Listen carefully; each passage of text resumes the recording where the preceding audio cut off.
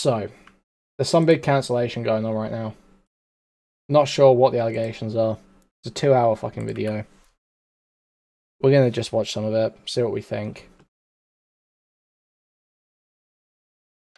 So let's just get into this, I guess. I'll probably 1.5 it or 2x it because there is absolutely no excuse for this woman to have made a 2-hour video. There is no way there is enough information in here to justify 2 hours. But we'll see. Have you ever kept a secret for someone else that you didn't need to? If you haven't, good, don't do that. But if you have, I know what that's like now. For the past 1.5 years, almost 2 now, I've been keeping a secret that I didn't need to for someone else's sake, and that someone else was someone very close to me, as was the person who hurt me. At no point was I supported enough to even be incentivized to keep a secret for them, but I did out of loyalty. Like, all this scene setting sucks. Need to have because they didn't have any for me. I think I was just too naive to see that. By the time I did realize that it was too late to do anything like for me to help myself. I hope what I'm saying is making sense. I don't know, maybe talking about it will make me feel less alone. For the past year I like to call it brain broken, but I try not to joke about it too much because I don't think it's like healthy. I haven't been too well, and it's frustrating because it feels like completely preventable causes. If you've followed me for any amount of time, you may notice that my posts are very sporadic, and it's not just like, I don't know, I'm doing stuff, but the things I was known for, like drawing, I all of a sudden just didn't have time to do that anymore. People noticed and were asking me like, why aren't you drawing anymore? What are you doing? And like, why are you traveling so much? And I couldn't answer them at the sake of someone else. I've been talking amongst like my close friends and stuff about this for so long, but actually like saying it makes it feel really real. So it's kind of hard to do. I'm gonna try and word this like anybody who's watching this doesn't know anyone. I'll try and explain everyone. I was dating an artist named Don, who was the channel artist for SuperMega, and we had been dating on and off since like 2017, maybe 2 years total. It was pretty scattered, but he's a Twitter artist like I was. I met him when we weren't dating in 2018. The same time I met Matt and Ryan. In November of 2021, I met him for the first time, like while we were dating. I swear all these people are broken. At Matt's house. He invited us both over at the same time. I think it was for the SuperMega book.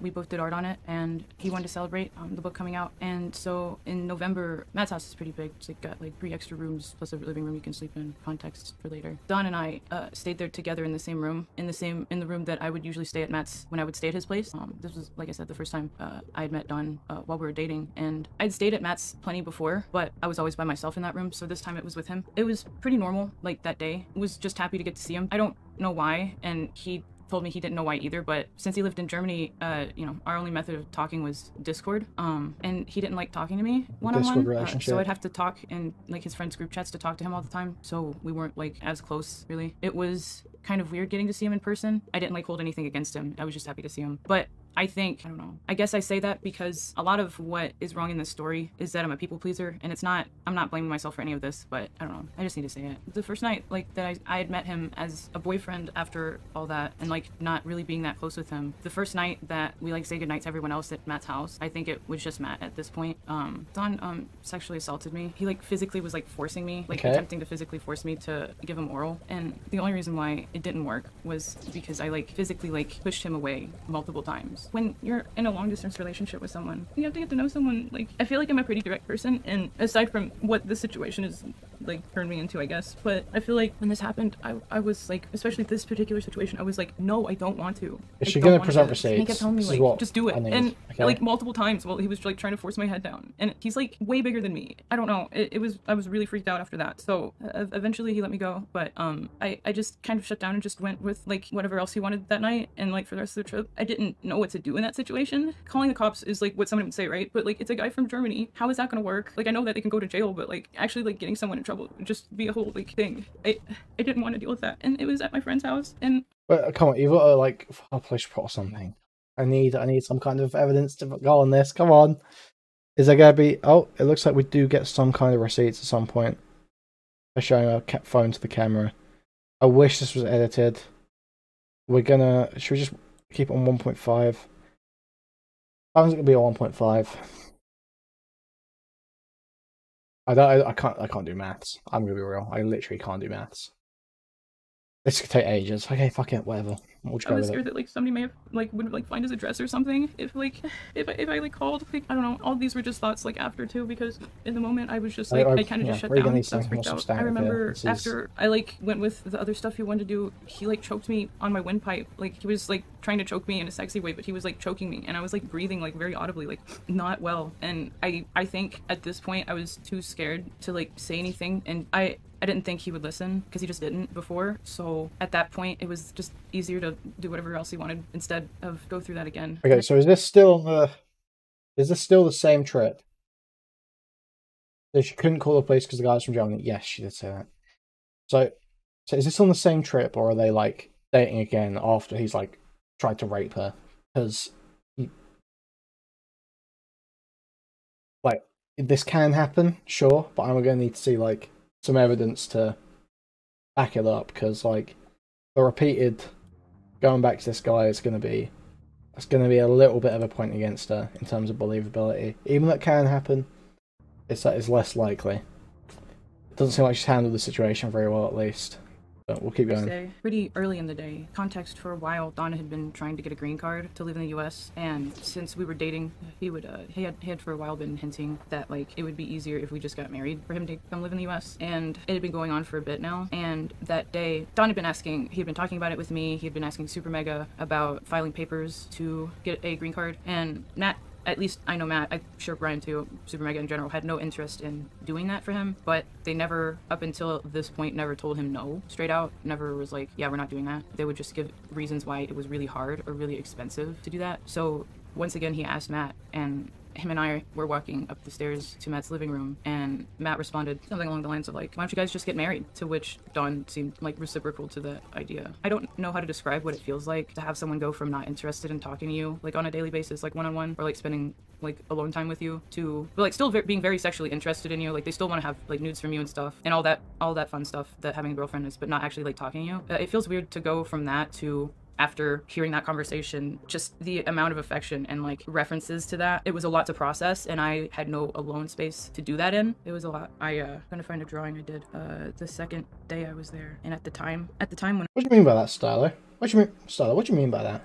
Explain that for me. I drew it, I didn't know why I'd drawn it. I had no idea why I was drawing vent art. The vape says copium. I know it's really corny. There's a point that I didn't show anybody, right? Like, it wasn't supposed to be for artistic value. And at the time, I just didn't get it. The other thing that happened that day, or the day after, was that I was sitting next to Don on the couch talking to him. I asked him to look something up, and he pulls out his phone next to me. And the first Google like past search result before he like starts typing in too many words is an artist sex worker's, like a mutual of ours, OnlyFans leak. She's kind of a similar build to me, so I'm like double hurt because my self-esteem has been destroyed the night I got there. I got upset at him before we dated the time then. He had essentially used me for nudes. I had a not safe for work Patreon, and he used to sub to it when we weren't dating anymore. And so I kept like a boundary with him over it because I was mad at him. Not necessarily mad at him, but he was my ex. I didn't want to talk to him. And gradually he like pushed that boundary over. It's my fault for not having any. I think he also knew that he could. He like unsubbed from my Patreon at one point when we were talking normally enough, and he like would message me and ask me if it would be okay if I would send him like the files from the Patreon. And I would be like, you mean like I the get this ones shit that for you're free? subbed to? And he was like, no, like new ones, or like all of them. I didn't want to, but my boundaries were so poor. I said yeah anyway. Like at this point we had talked enough that I thought he liked me, so I was trying not to assume poorly of him, because I just genuinely didn't think he would do that, and then he did. So he was like letting me leak my own nudes to him, and then looking up a mutual's nudes of someone who looks very similar. So at that point, after what had happened, I just He's got a type. I felt kind of soulless at that point. You know how there's fight, flight, or fawn? I think I did fawn. I'm looking this up. I don't want to fuck this up. Fawn, people pleaser, lack of identity, no boundaries, overwhelmed, codependent. Yep. So I was doing that please over drop time. the That whole therapy stay language. at Oh my Matt's God. was a lot. We had a Thanksgiving party, and unfortunately, that was like the last time we were all together and like happy. Like all the SuperMega people, all the employees, including Jackson, which, if you are unfamiliar with SuperMega, he stole like $90,000 of company money by just using the card. I was at Matt's house when he found that out. Well, it's gonna be like, this is gonna be some shit from some relationship psychology book. Like that's the way it's gonna be. Like it's gonna be some relationship psychology book about abuse or some shit. It's gonna be like, oh, fight or fawn. Like that's flight or fawn or whatever the fuck. That's the way. That's how it's going to be, right? That's where it's going to come from, I guarantee. Without even looking into it, I know that's where it's going to come from. That's how like women just think about things these days, is just like through these like relationship self-help books.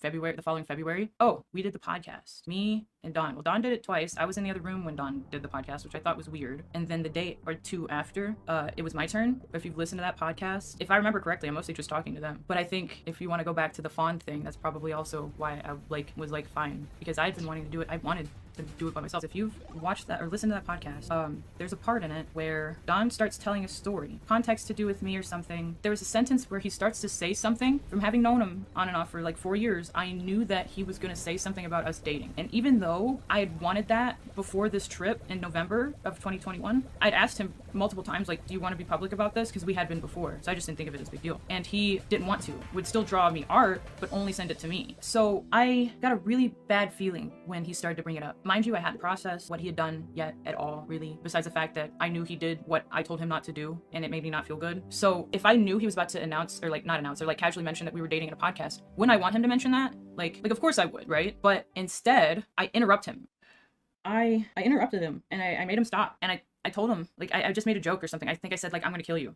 If you are somebody that likes their podcast or have watched it before, give a shit, you can go find it. There's a part where Don just stops talking. And with this context, if you listen back to it, I think it makes sense. I remember being so anxious. I feel like I was having, like, a mini panic attack or something. I was really bad at talking. It was like an exercise. So I was having fun, but after when that happened, I like took over the conversation basically. So he couldn't get a word in, but he stopped trying to talk anyway. I don't know. Like I said, if I hadn't registered at all, like that something was going on yet fully, like that something was wrong. I mostly wanted to mention that because I wanted to mention something outside of myself for reference by the time that trip was over. Talking about it now just has me now processing it, I think. From what he did to me, I just kind of felt used. So I just kind of felt cool with being treated like however. So I feel like I stopped noticing when people were being like, I feel like I don't do that as well anyway, but this was like worse. Like I just was like, oh, they mean well. And from like November on, it only got worse, which is really hard when it has to do with people you trust. Honestly, from like November to when I stopped talking to Don, I just kind of did whatever he wanted. When we hung out in this November, didn't need to be 2 hours, I feel. One a little bit more, and then it tapered off It's again, like way up overkill. until around April when we were planning on all this extra context. Then we just show me some again, evidence. And I was thinking to myself all the time that I knew like he was just using me, and I feel like a 90-day person when I say this, but like either like for sex or a green card or both. I just feel like I fit into his plan, and it's less so about me, but I just looks like a girl that he would like. Half his OCs look like me.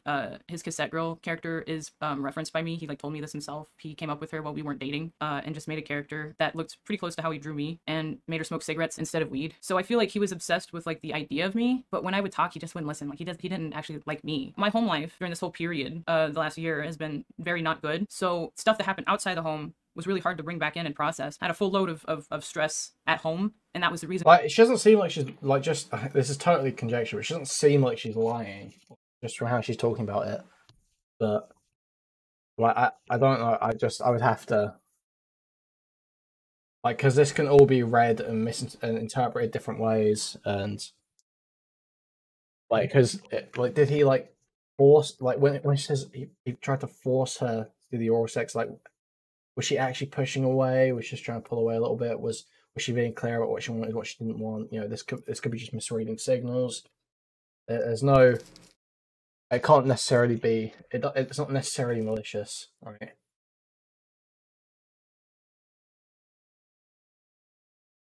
It's just like so hard to, like, without any receipts. It's like so hard to just make any real judgment here. Why are we not seeing texts right now? Like, sure, there's got to be some reference to some of these events at some point.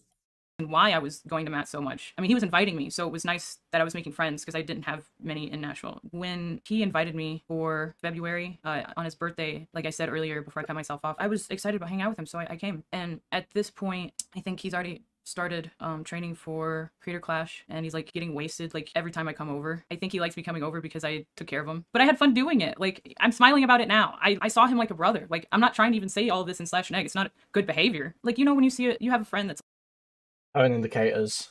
I'm gonna lose it, guys. Not good. Like making bad decisions. You try and be that person like, hey, you should probably like take care of yourself. You have obligations, or like, you know, don't do this, or like, I don't know. In January, the epic SMP happened, the Minecraft thing happened. I was at Matt's during that time as well, streaming. There's VODs of those, but it's mostly just me wandering Don around trying to get him to talk to me because at this rate he wasn't like hanging out with me still. Last time I mentioned it was in January. Man, being with him destroyed my self-esteem. This conversation is actually during Minecraft SMP. I said, maybe next time we have alone time might be a good idea to play something else. Or not, I'm not the boss of you. I suggest playing something because that was the only way he would talk to me. He said, yes, I'm sorry. No, like, yeah. Next time I should really just let alone time be alone time. And I said, I often feel like I have to compete with others for your attention. Not your fault, really. Wait. Alone time be alone time. And I said, I often... Next time I should just let alone time be alone time. If I have to compete for your attention, not your fault, really. I don't want to make you feel like that. Let's talk again soon, okay? I really like talking to you today, okay? Love you very much. I might skip Minecraft tomorrow. I love you too. I often feel like I have to compete with others for your attention. Not your fault, really. My brain was so rotted, dude. Normal boyfriend things. I really liked talking to you. Okay, cool. Yeah, maybe he's a bit autistic about it. Sure, it's not a totally normal thing to say to your girlfriend, I guess, but it doesn't sound like he was in deep in the relationship as you are. If you feel like this again, please let me know. I want to do work on this and just make you happy. I mean, okay. This doesn't seem that bad.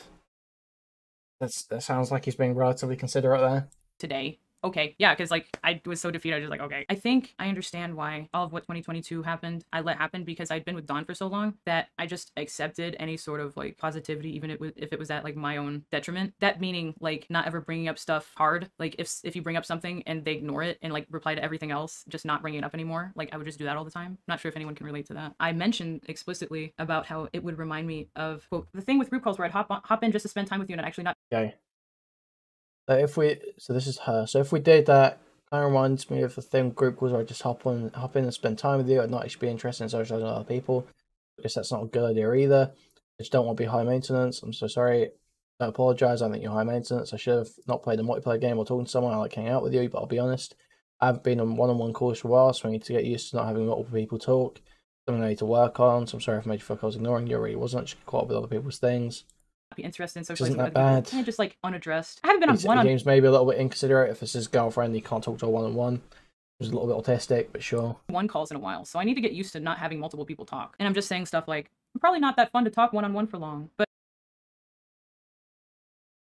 I'm probably not that fun to talk to one-on-one for long periods of time, but at least I'd like just a little bit of alone time now and then. I won't bother you too much about it. I'll hang out with you one-on-one as much as we want.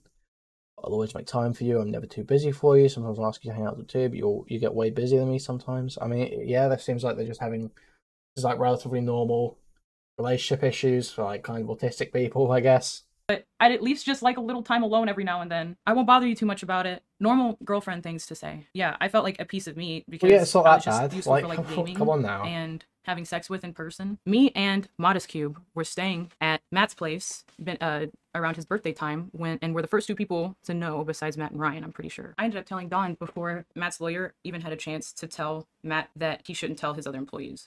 So he got a little upset with me and was like, just don't tell anybody else. And I didn't. Even around the time when Leighton was working there, because I had known him since he started working there, even I didn't tell him. And we had been friends since he started, like, immediately. But it never felt like things were the same after that. Part of why it's taken me a year and a half to even say anything is because, like, I had only just until recently had time to even process all of this. So apologies. Yeah, I stayed home in April to save up money for Creator Clash. So at this point, I had made plans with multiple friends to get an Airbnb for outside Tampa. I, being in Nashville, I'm far enough that I could just drive. I had a few friends fly to Nashville because it was cheaper, and then we all drove down to Tampa. During all that planning, I made it a point to make sure that Don was going to stay with us because that something feels wrong. Feeling never went away. And I was starting to put pieces together what it was, and it was getting too hard to like hold on and not talk about because I hadn't told anyone. It felt like a lie to me. I don't know why. It's funny. It's 10 years ago this year. I had actually called someone out before. I did it a bit over a year after it happened because I also didn't process it, but it was also with an ex-boyfriend. I was 17 and he was 21, and I also told him no the whole time and he still kept going. So it felt like I was like reliving something I'd gone through before. And when that happened, I was somebody posted art on Facebook at the time, so that was like my online presence, and we had a lot of mutual friends, and so I was scared of him, and I mustered up the courage to like talk about what happened because I had watched him for long enough that I was like, I don't think he's different. I don't think, because he apologized to me when it happened and all that, but nothing ever changed. Like, this is sort of like just out, like, it's needless details about their relationship drama that like doesn't really corroborate her main claims,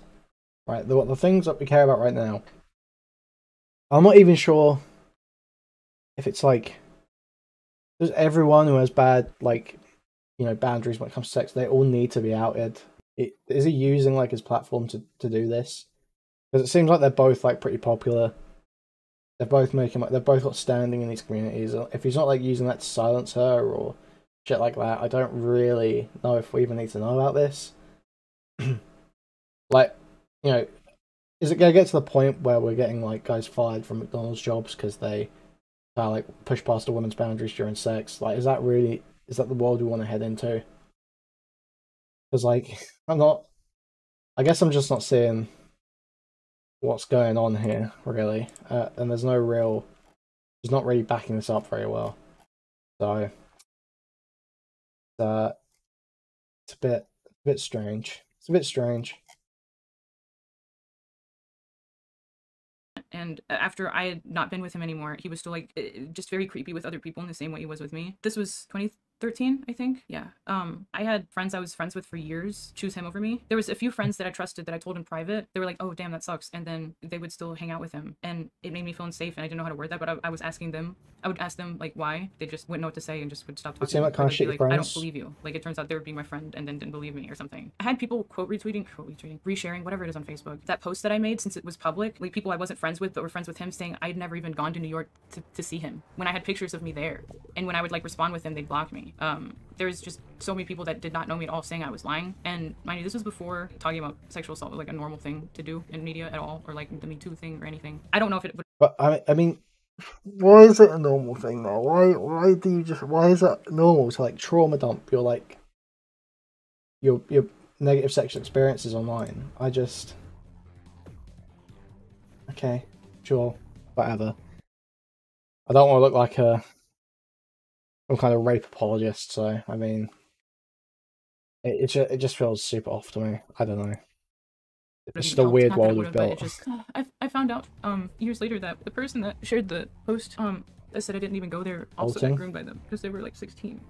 All that context just because all that happened. What I did know what was wrong was that I didn't feel good. I shouldn't say that. Really. I was pretty sure I knew why, and the other thing I was sure was that I didn't want to go through that again. So when I was planning on having him come to the Airbnb, my thought process was if I could just talk to him in real life about this, there wouldn't be a need to do any of this. He lives in Germany. I live in the South at this point. You just have to go so out of the way to like bump into each other that way that there was no harm in me just like pulling him aside at some point and being like, hey, you remember this? It wasn't cool. Let's not talk anymore, or whatever, you know, whatever line of dialogue.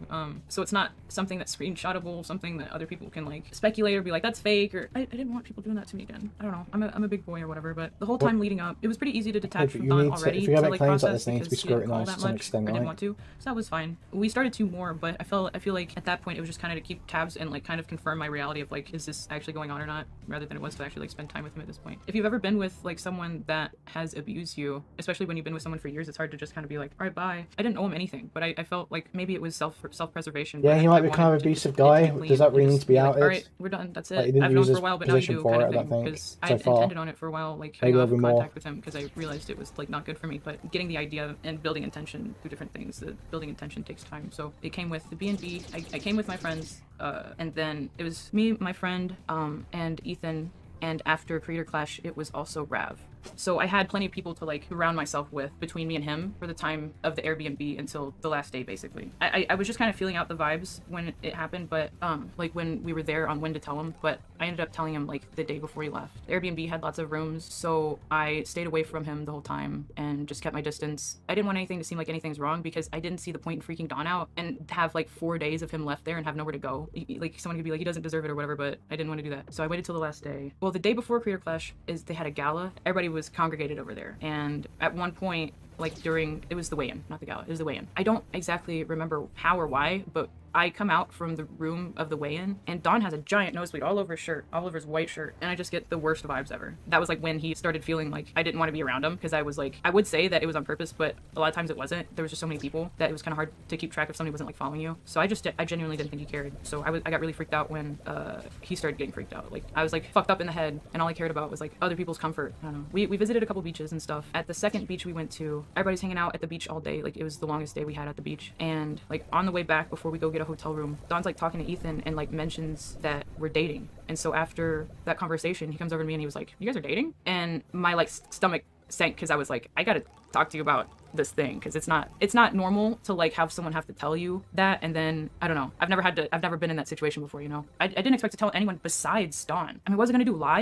It wasn't even like an option in my head. I didn't know what to say besides just say like, hey, this thing happened a few months ago, because at this point in May, it was only like, is about half a year. It was just like, this is one of the few moments where I actually have like photos of that exact moment, because around this time in my life I was just like, I've been traveling a lot more than I'd ever, and I've always traveled a lot, so I just would take photos of stuff like mundanely with no intention of posting them. Most of my photos I don't. Anyway, here's like right as that conversation. I talked to him for a little bit. I'll show you a picture of the beach because it was pretty. It's just I only care so much about those pictures because this place got destroyed in Hurricane Ian. So yeah, after I told Ethan, it was too far to drive back to Tampa that night, and it was too late at that point. So we got a nearby hotel, and rooming arrangements were very hectic, and nobody knew who they were staying with, and I was really freaked out from having had that conversation. The like realness of everything set in after I had told someone else. I sat in the car for a long time scared, because I was like thinking that, well, I don't want to go in that room with Dawn, because there was like 3 or 4 separate rooms between everybody that was in the car. I guess just to show that the conversation probably happened. But I mean, this is like, should make claims that involve other people, so they can be sort of like independently verified, so it's not really backing anything up that means anything.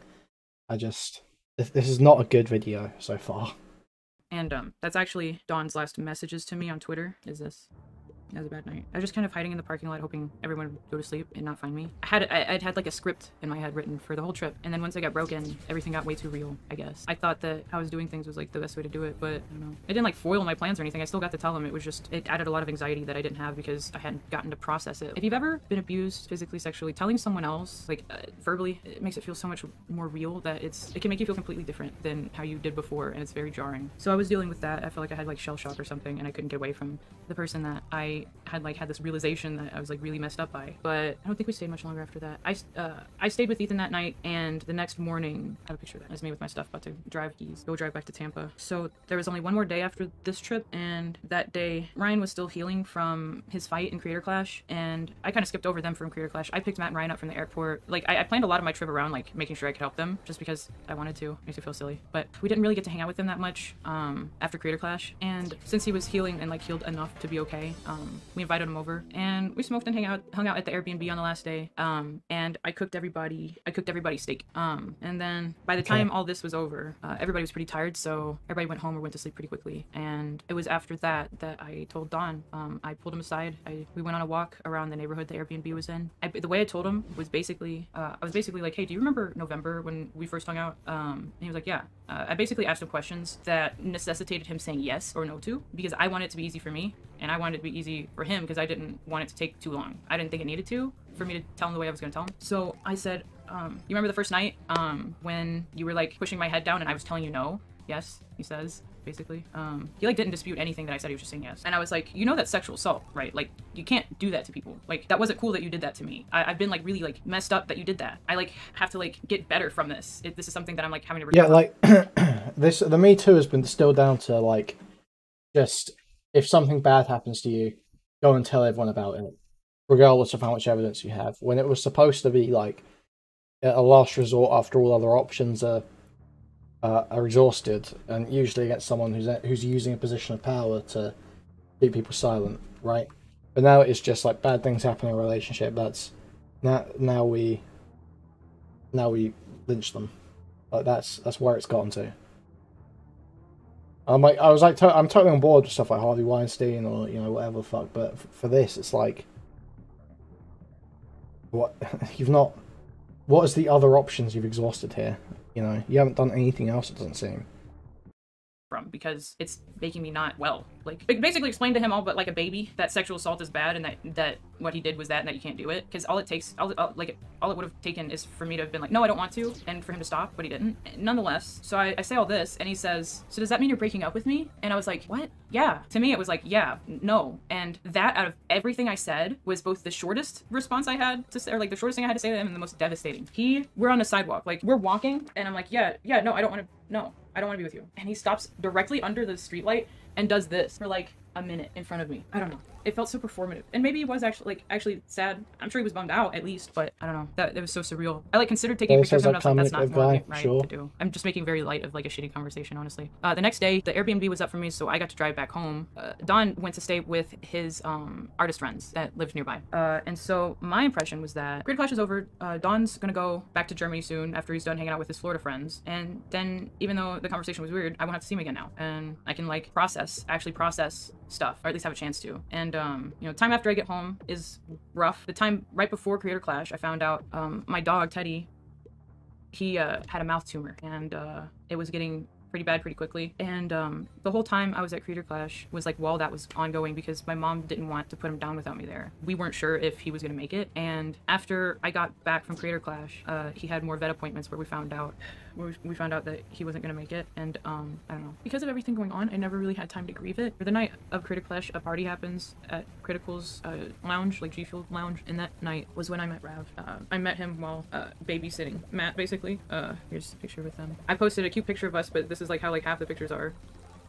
But like, there was a girl there who he was like going around to people and being like, you see her? She's a porn star. She got famous because she looks like me. And like me and Rav essentially become his like babysitters, because he's like the drunkest guy there the whole night. Every time we go up to him and we're like, hey, you should stop, he looks at us dead in the eye and takes another drink. And it's like funny the first couple times, but then when he does it like 5 times in the same night, it's like freaky and you get worried for people's health. But we're like literally just trying to like keep him from like doing creep shit to people. Yeah, he was being self-destructive. So me and Rav bonded quite a bit very quickly over being a nanny. He didn't have anywhere to go. He just ended his tour like that day before he got there, so I was like, you should come stay with us, we have extra room. So while he was staying there, we were talking about our life situation, and it struck a chord with him, and he wanted to help me. Can you imagine like what the framing would be like if it was the other way around here? If she was like the one getting blackout drunk, it'd be like, oh, it's just I felt so bad, and like, oh, you know, I couldn't control myself. You know, I was I was in a really bad mental state, and I just couldn't stop drinking. But for him, it's like, well, this guy sucks. He was taking more drinks than he should have when we were trying to stop him.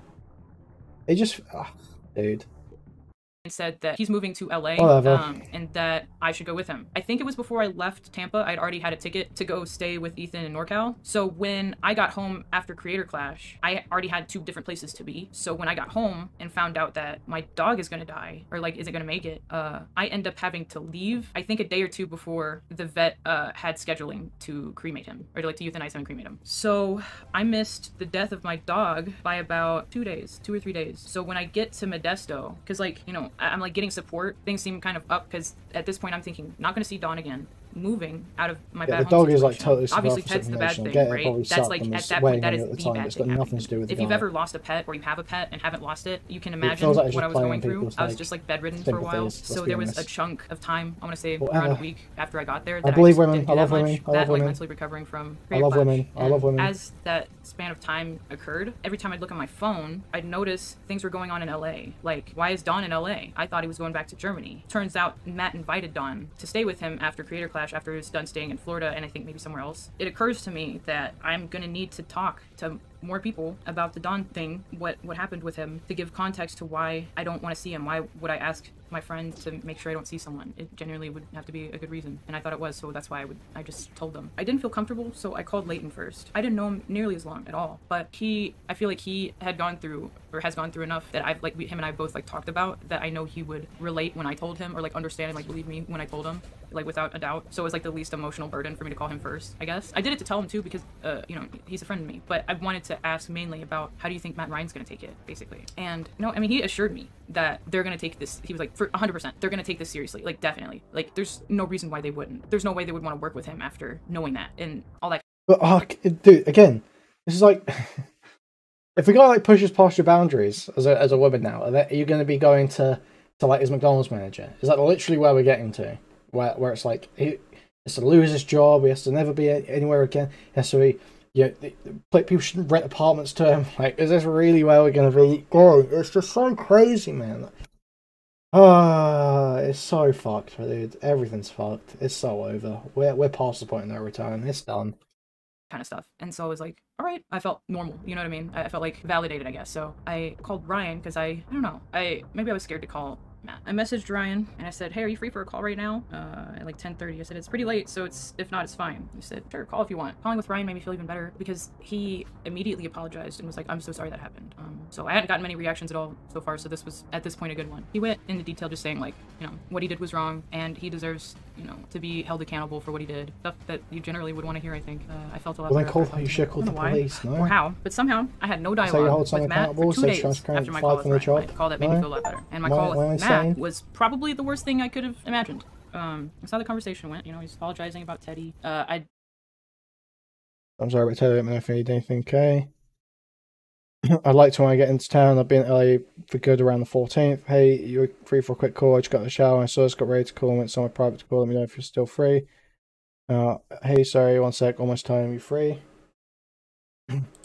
booked my flight, so I told him when. This is what he says after. Very nice words, right? I personally think him and Ryan did lots of talking before he decided to call me back, because his phone's with him all the time. He could have called me back at any point. I think by the time I got off the phone with Ryan, it was probably already too late for me to like tell things how I wanted to, because it wasn't my choice anymore. I was getting asked about like how things happened and stuff, like very inquisitively when I was on the phone with Ryan, and that was the one thing that I thought was weird, because if I believed someone, I wouldn't be asking that many questions. I'd just be like, you know, I don't need graphic detail. It was a little weird. He lets me tell him what happened, as I told you. You know, for me, my perspective is, this guy stayed at your house. I'm coming to LA to stay at your office. He did this to me at your house. You deserve to know what he did, the guy staying at your place, did to me at your house. Like, it just made sense to tell him more than anyone. So then when Matt calls me 2 days later, 2 nights later, I tell him what happened, and he tells me, oh man, this is a bummer. Like, this sucks. Like, right after the Jackson thing, this year is just so crazy already. Like, there's so much going on, and now this? Let's not mince words here. I told him what happened, said what I said to you just now about how I think he deserved to know because it happened in his house, and I told him that I didn't want to see him because he's at his house. So I knew that if there's gonna be anybody with the power to keep me from seeing Don in person again, it was him. So of course I tell him.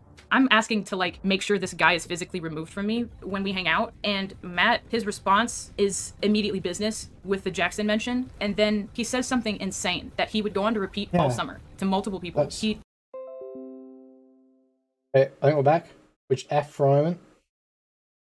We're back. Bingus. Some screenshots on Twitter. Can you link those in Discord? So I'm gonna just take a quick break and run to the toilet. But if you can link those, that'd be good.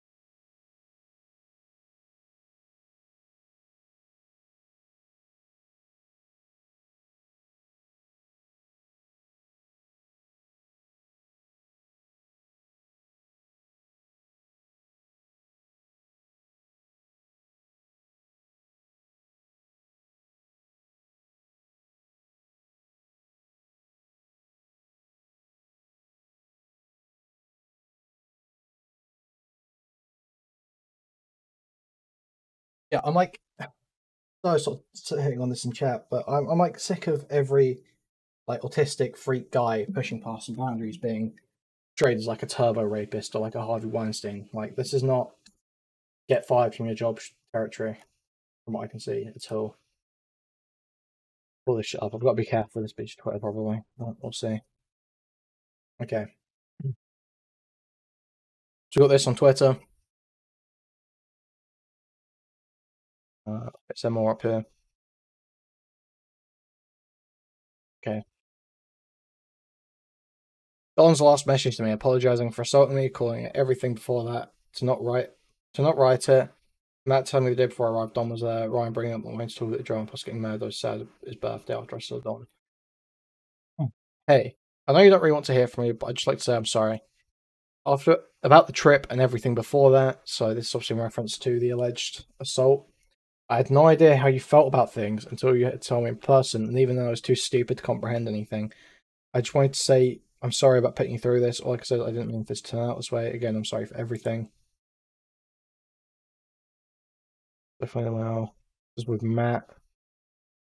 Hey, can't wait to see you. Just an update. Don is staying in the office with Rev right now. What should I do?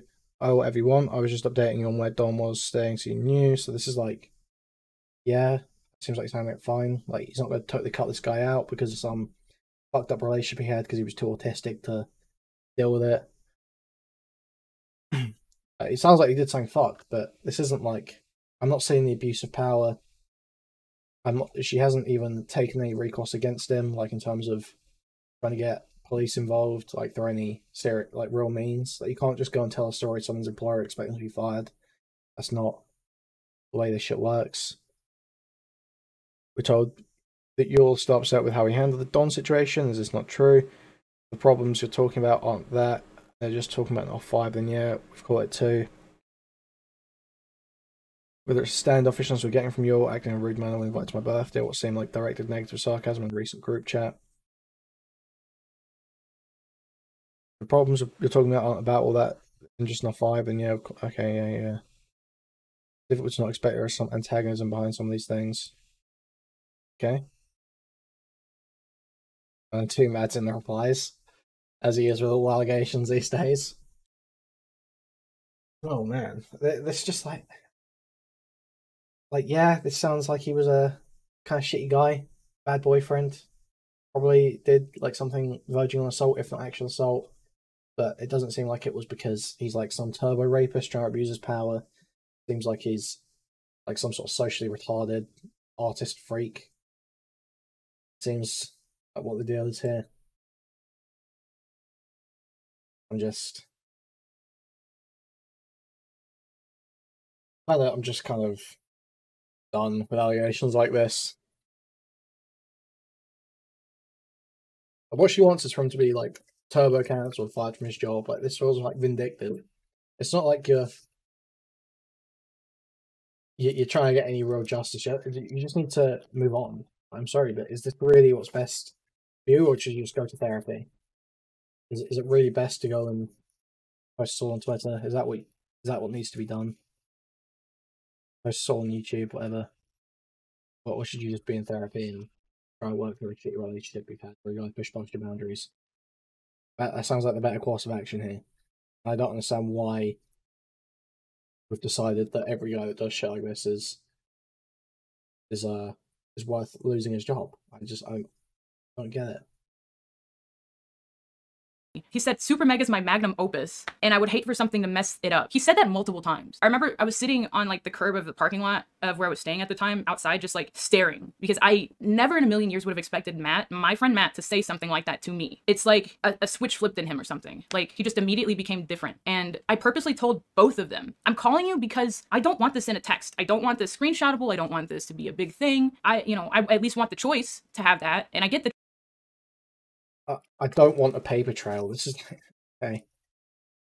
Like this, it's not their responsibility to do anything about this. To be honest, like it seems like they're doing what they need to do, which is making sure you can stay away from him. Like, choice if it's not drama. I didn't want that. And I told them that, made that clear. And I feel like they took advantage of that fully. They took advantage of how much they knew me to that point. Matt told me after the magnum opus thing, well, we'll make sure that you don't not get invited places because he's in town. Like, if we're like all doing something and he's in town, like, you'll definitely still get invited. Like, we'll still definitely invite you. And to all these things he said, I just didn't say much. And he just kept saying things. He was like, would it still bother you if we like still worked with him? And I started like being like, I don't know. That's not really my decision. I can't. Oh, dude, this is like so fucking stupid, man. I'm like losing my mind here. This is not.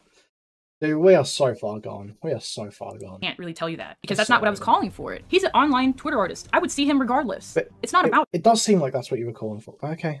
that. It's about me not seeing him in person so I can like relax and like process stuff. You know, I wasn't asking him to like kick him out and make him homeless. I just wanted him to like stay at Matt's or like don't bring him to the office if you know I'm there, basically. It wasn't like the hardest ask ever, but he acted like I was trying to make him go bankrupt because his like weird creepy employee that I dated like did crazy shit to me and tried forcing me to do stuff. And it just seemed like any possible way they could have made it to undermine that story, to downplay it, to make it not as big of a deal, they did. And it only got worse once I got there. Before I got there, what made me decide that I needed to not stay in Modesto and I needed to like immediately go to LA was this.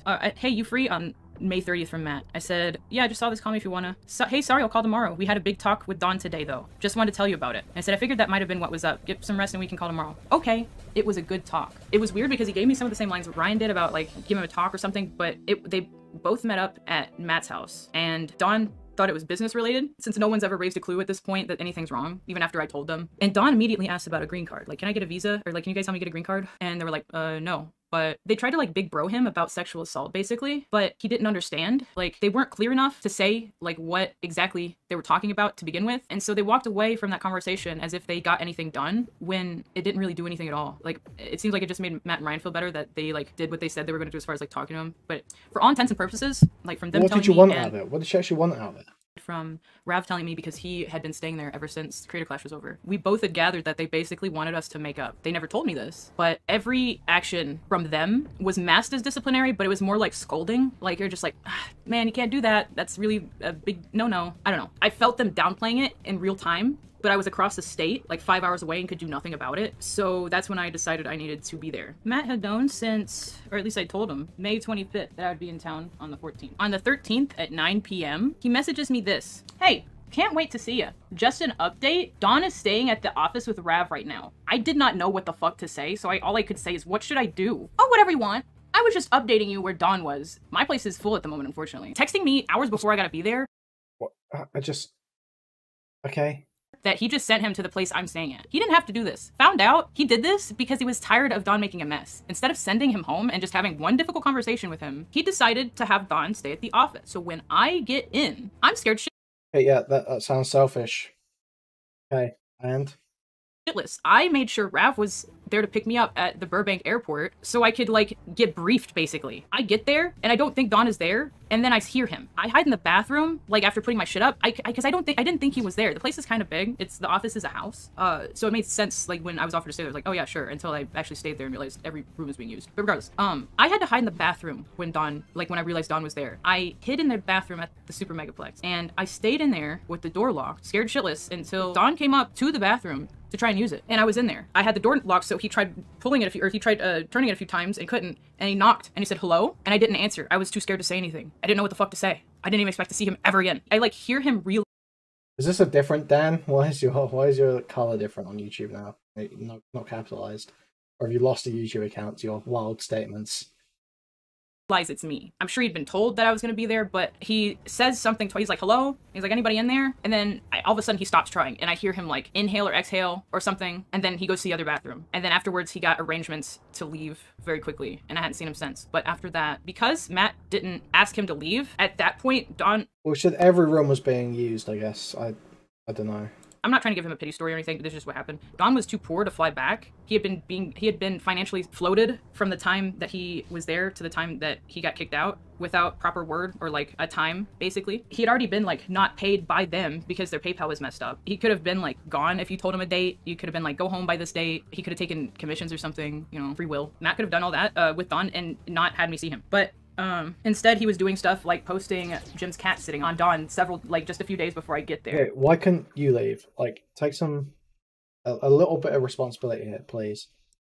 6 days. So someone can link Don's response. I'll look at that in this video. Before I get there. So Don's gone at this point. Vibes are fucked in the office. Don was staying on the couch, so I don't want to stay there because I know what Don smells like and it smells like him. So Rav's already been staying in the game room. It's like this huge futon, so I just put all my shit in there with him. So from day one, it was fucking weird for multiple reasons. It was weird because I think people got the wrong idea from me staying in the game room. People were uncomfortable by me because of like the Dawn thing, like people were thinking I was asking too much of them or something when I wasn't really asking for anything. I had already asked for something and it got turned into other stuff, and I think I was feeling like blamed for those things. That it's like, I don't know, it's, you figure out what you want to do with your business, man. And that was still in my court, you know. Day after I get there is the 14th, and that is Ryan's birthday. 14th. Happy birthday, Ryan. I'm in town with Rav. If you're not too busy, feel free to hit either of us up. Will do. I'm thinking of hanging out with some people tonight, so I'll keep you updated. Tell me why I get to that party. There's happy birthday. First time viewer looking for someone to talk about this drama. Yeah, okay, well, we're talking about this drama. So far, feels like there's just not any real need to leak this. It sounds like a guy pushed past their boundaries during a relationship. I don't know if she wants him fired or what she's expecting to happen from this. She hasn't filed a police report or anything like that. So it's just, it's all very strange. It's all just very strange behaviour, and she hasn't handled it very well. I'm not sure that the leaking is even justified. For some reason, we just accept now that whenever something bad happens to a woman, it has to be posted online. And I'm not really sure why. I've said this a few times, but we get to the point where if a guy does something bad in a relationship, we gonna try and get him fired from his job at McDonald's. Is that where we're heading? Like, come on now. Balloons, cute little party. Everyone in the SuperMega circle up to this point is there, except for Leighton. Neither of us knew that the word around the block was like, fuck Leighton. Like, he was our friend, we hung out with him all the time. He was a cool guy. I couldn't even fathom not liking him. So when he texted us that night and asked us what we're doing, I said, it was Rav, and he said something along the lines of we're at a party, or we're at Matt's house for a get together or something. And Leighton was like, is it Ryan's birthday party? Because he knew it was his birthday. I mean, they worked together. As the rest of the party found out through text messages that Leighton found out about the party, especially Matt and Ryan, they were like, ugh, they hate that guy. It was so crazy. I have never seen such a insane scene. Folks at that party, after seeing their phones and getting visibly bummed out that Leighton is on the way and spreading the word, people start taking down the balloons. They went to the store, because I didn't see a tank. They went to the store to pick up these happy birthday balloons in preparation, grabbed them, not really keeping track of who, it doesn't really matter because everybody was doing it, grabbed the birthday balloons, went across the living room and stuffed them in the closet when they found out Leighton was on the way. Come to find out, I think I asked about it that night, they had started a rumor, I say this because they were all very drunk that night, that Leighton was going to Game Grumps people and basically saying numbers for their merch. Turns to find out that's not it at all. He was not doing that. They were being hard on him for something they could have talked to him about, but instead they were all Ryan, Matt, Jim, and Justin all basically went to each other to complain about Leighton instead of just talking to him, because I don't know, from day one, Leighton has been on my side about the Dawn thing. He's never doubted me or never asked me a weird question about it, he didn't believe me, or just stuff a friend does. But he was definitely the only one out of all of them that didn't have as many questions, because he, like I said before, has had experience with abuse. So I think it made him less of a yes man, which was very inconvenient for them, especially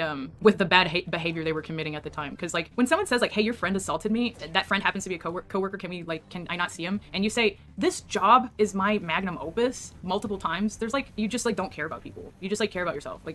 You just don't see people's real things anymore. Yeah, definitely is how I felt to him. After the birthday party, Leighton always kind of knew that something was up that night. No one had told him move on. Hey, they hid balloons from you, dude. They put the whole party away to make it look like there was 10 people chilling there without prior plans. But little did I know that would be the peak of the iceberg onto how performative they would be. First of all, not get into any sort of actual conflict with people, but to be nice and manipulate people into doing an action that they've pre-approved. I don't know. As time went on, I realized what they saw me as through other people's eyes, through how they treated other people. I was like, oh, they treat me like that too, rather than realizing that I was being treated badly, because I was kind of at this point okay with being treated badly, or I was used to it, or whatever you want to say about it, right? My birthday was a couple days after, and pretty much no one came to it. Nothing against anyone, really. It's when I started to realize that things were weird, more weird. Only Jim and Rav were there. Rav, I was living with. Jim was there after work, and I think he came along with us when we went out to dinner that night. And then someone else's birthday was 2 days later, and everyone was there. But he's somebody that gets approval. He's not like Leighton, I think that's when I started getting the inkling that I was falling out of favor with everyone. I just think that I didn't understand it, not because it didn't make any sense. It had happened to me before. But they were still inviting me to stuff at this point. They were still hanging out with us. They were still being friendly, making plans with us. It was weird. There was a night where we all went bowling in K-Town, and I got so freaked out from how weird everything was that I had to leave the bowling alley and go cry by myself outside. I've never done that before, ever. I'm not a public crier, ever. I mean, I say that when I'm crying on this video, but I'm at home, right? But the closer to AX things got, the weirder things got. And I had been planning to hang out with everybody during AX. I was supposed to be in the SuperMega video last year at AX. I just didn't get any contact from them that day, after weeks of Matt coming to me and being you should be in this video, and I was like, yeah, sure, that sounds fun. No contact that day. So I was at AX doing my own thing, taking my own photos, because that's just what I do anyway, so it was fine. But on the 4th, I had a cookout for everyone at the Plex. Me and Rav bought a lot of stuff, a pool and stuff for the party and all this, and I just spent the whole day cooking. Spent all day cooking, blah, blah, blah. Everybody gets kind of lit. most people leave, and I'm in the kitchen, and Jim is there. Jim is an employee at SuperMega. I had considered us buddies for a while. We're both from Tennessee. I'd like, I guess, bonded with him over it or something. So I'd never seen him as like anything but like a friendly face. So he walks up to me after dinner and everything. It's probably gonna be like 10 or 11. And he's like, I noticed you've been feeling down lately. I bet, like, said something about how he's been like watching me or something. And I tried not to take it in a weird way because I was like, well, I don't really know how else you'd say that, right? Like, how, I don't know. So I like try not to overthink because I was trying to listen to him. He invited me to talk about what happened with Don because he didn't know the full story. If at least according to him, if he did, it was somebody else who told him and he wanted to know my version. I really don't know. We went from the kitchen, right outside the kitchen, to the living room and sat on the couch Dawn was sleeping on. And okay, so my reference of Jim is that this is a silly guy. So when he like sits down on the couch next to me and then lays down and stretches out, I'm like, he's just being silly. So I tell him the whole story. I tell him everything that happened, you know, up until then. I'm pretty sure I even said about that Don was there at the office and all that, just because he came to me asking why I looked upset a lot. So of course, so that's all the reasons. When he heard my story, he was like, man, I'm so sorry. And then proceeded to like start flirting with me like right after. And like this is when I realized, because okay, yeah, sounds like a dick guy. Yep. I was doing most of the talking, that after I was done with the story and he started talking, like he started saying flirty things and like he started putting me in a headlock, that I was like, oh, he's drunk. And like pretty much right after I realized that, he started kissing me. If you've ever seen a picture of Jim, he's a really tall guy. It was not even in my brain to be like, get this guy off of me, or like, not get this guy off of me. Yes, I didn't want to kiss him. Because to me, this guy I am not that close friends with. Like, we were just from the same place, and like, I thought he wanted to like get to know me better. Listens to my sexual assault story, and then makes out with me. Like, at this rate, I'm just kind of stun locked. I had no idea what he's doing. I don't know if there's even any other people in the place. I think there was 2 other people. I think Matt and Rav were still there. So he like gets up at some point after like putting me in a chokehold a few more times and kissing. Well, he only kissed me a couple times, but he put me in a chokehold for a while, and it was very uncomfortable. He like gets up and then goes to the office, and he's like, come here. I don't even remember thinking anything. I was literally just like confused. And because when he said that, he was in the office, but he was in the closet. And when I came over to him, because I was just fucking, I was like, why in my head I'm thinking, why is this guy just went to the office closet? Like the office where like everybody has their computers and there's like a coat closet, and you just go in there and stand in the doorway and give me a kiss again. Like I didn't even have like a reaction. I just didn't know what the fuck that was. And then after that, I was like, do you like me or something? Because I genuinely just so like, it came out of nowhere. Like I said, I just told him about being assaulted and he does this. And his answer is, I think you're cute. It is so fucking weird. I still to this day can't like, the only thing I can do is be like, he was drunk, but why would you do that right after? Like, even if you like planned on doing that, why would you do that then? I don't know. Things have been getting so weird over the course of AX, because I realized that I was losing contact with Matt and Ryan. At this point, Jim had been living with Matt for a few months now and was staying in, ironically, the room I got assaulted in, but the old room I used to stay in all the time. That night I went with Matt and Jim back to Matt's place, and we all went to his living room. He has 3 couches, and we were all sitting on one each by ourselves. And Jim essentially immediately went to sleep. I have a picture. Get the fuck off. Just immediately fell asleep as soon as we got there. That night was weird. After Jim fell asleep, it was just me and Matt, and this is like the first time we had gotten to talk one-on-one since the phone call that I made to him. So we catch up a little bit. To my knowledge, I don't think we talked about Dawn at all, but one thing that did come up was Matt offered to pay for me to live somewhere, like down payment plus several months, which if you're in LA, if you know anything about the housing market in LA, is an exorbitant amount of money. Jim's asleep. Okay, so yeah, he's helping you get away from this guy. Okay, that sounds good. Me and him in his living room, and he says this. Most freaked out I think I've ever been by him, aside from the phone call, obviously. I immediately said no. At this point, I didn't fully distrust him. I just had a gut feeling that no one gives you that amount of money for no reason without something to gain from it. It felt like a bribe. That's at least like, I don't know, the way he was saying it, that's at least like 10K. And like, regardless of how much it means to him or not, I didn't want it. I felt like weirded out that he did that. He was saying this so I could live alone in LA, like specifically apartment money for me to live alone. It was very weird. I turned him down, and you know, we ended whatever conversation. What more do you want from this guy? I went to sleep and went back to the office that next day and packed to go to Nashville. I went to Nashville on the 6th, I think. My mom's birthday is the 7th of July, and my mom is, not to out her, but she's like 65 almost. So I don't get along with my mom the best, but I still wanted to go see her for her birthday. And plus, like, me and Rav at this point had been going to meet realtors every however many other days, but we were, 1, we didn't have like most of our stuff to actually move in, and 2, we were Ubering everywhere. So a lot of the money that could have went to actually securing a place to stay went to getting an Uber, to getting Ubers, like hundreds of dollars in Ubers, just living in LA doing life and moving stuff. So we had a plan to go to Gatlinburg, the Smoky Mountains, for my mom's birthday. Go there, we're in the middle of our trip, and I think about day 3 or 4, Rav's partner, we find out, had attempted to take her own life. And Rav's context, his backstory is that he's from the UK. He had just moved and done tour and was just going to move to LA. He'd just gotten divorced, but they were still close. They weren't even like finalized. They had just started the paperwork. They were just separated basically. And when that happened, it broke Rav. Like it went from him consoling me to what was wrong with me to me consoling him, because he was so destroyed from that we like had to take turns carrying each other's weight essentially, instead of sharing mine, which was kind of our overarching situation. Like my situation was why his was the way it was, you know what I mean? I hope she has clearance from both of them to say this. I hope she has not just outed some suicide attempt. Well, this was already public. Come on. So much I could do besides distract him, and that was the most effective thing to do. There was nothing he could do physically. He wasn't in the UK to like go see her or, you know, do anything to help. So he's kind of just sitting here having to wait on the phone for a call to hear if she's okay, because she was in the hospital for a while after this. Like she didn't come out just like, oh, you know, it didn't work out. It was like she had to recover physically, and it was like a rough process. So he gets that, like that event happens to him while we're out, and when we get back from the Smokies, I was trying to fuel positivity into the move because of all the negative things that were happening, which spawned the idea of getting a car, because we were spending so much money, all the extra money. It would have been so much better to just have the car instead of wait and pay extra every ride. It was making us late to appointments to go see places. It was making places off limits because they were too far of an Uber. So buying a car was the next step to just be like, oh yes, we have independence. We can like get out of the office faster, right? So when we get back to town, we get on our shit, we put a down payment on a car. I throw a lot of my stuff, my computer, pretty much all my work stuff in the car. And we took the next week or two driving back. After what happened to Rav and what had been happening to me, I thought it would have been a good idea to go the longer way, just because of all the things that were going on. The visual stimulation, we had been gaining so much from it already from having driven around in LA, that I thought that driving through the US, I've done it before, but never that way until then, that the both of us could get something out of it. And we did.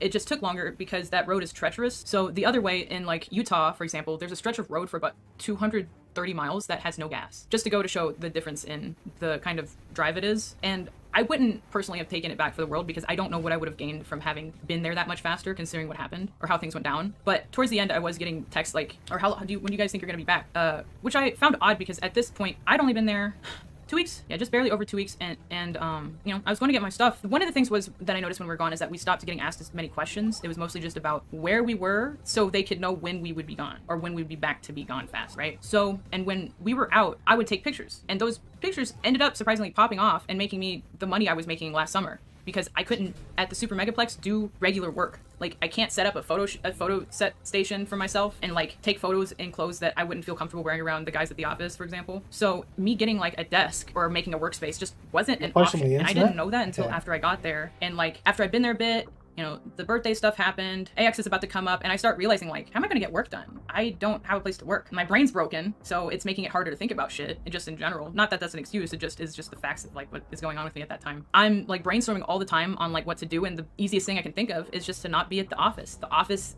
is dirty. I'm often cleaning up maggot-infested pizza boxes. I'm doing stuff that maids get paid to do on my free time that I'm not working. So I'm paying to do it, technically. It was not a place that you could work at. It was only a place you could sleep at. And every time I was gone and made plans, it was strategic. It was like, all right, while we're here, we're gonna do this, that, and this, and I'm gonna take pictures here, this, and here. Everything was so meticulously planned except for the locations, because I just stumbled upon them. So I would just wear a maid outfit all day, drive around, find a spot, and that would be how I'd make money, is take a picture of wherever I would end up traveling to. And I just was just getting lucky. But there was 3 times we were gone. 2 weeks for my mom's birthday. So that was, I think, a 4 or 5 day trip to Gatlinburg, plus the day before to travel there. And then the rest of the time was traveling back. So maybe like at most 7 days of travel during what was one of the hottest summers ever last year. Didn't even include in those figures buying the car. I think we spent 2 days on that, trying to find the car and then buying it, which I could have spent more time on it, because I ended up getting a car that needed a $4,000 repair when I got back to LA. So I suffered because of having to rush from knowing I was going to be asked, instead of them just either giving me a date to leave by or asking me like, do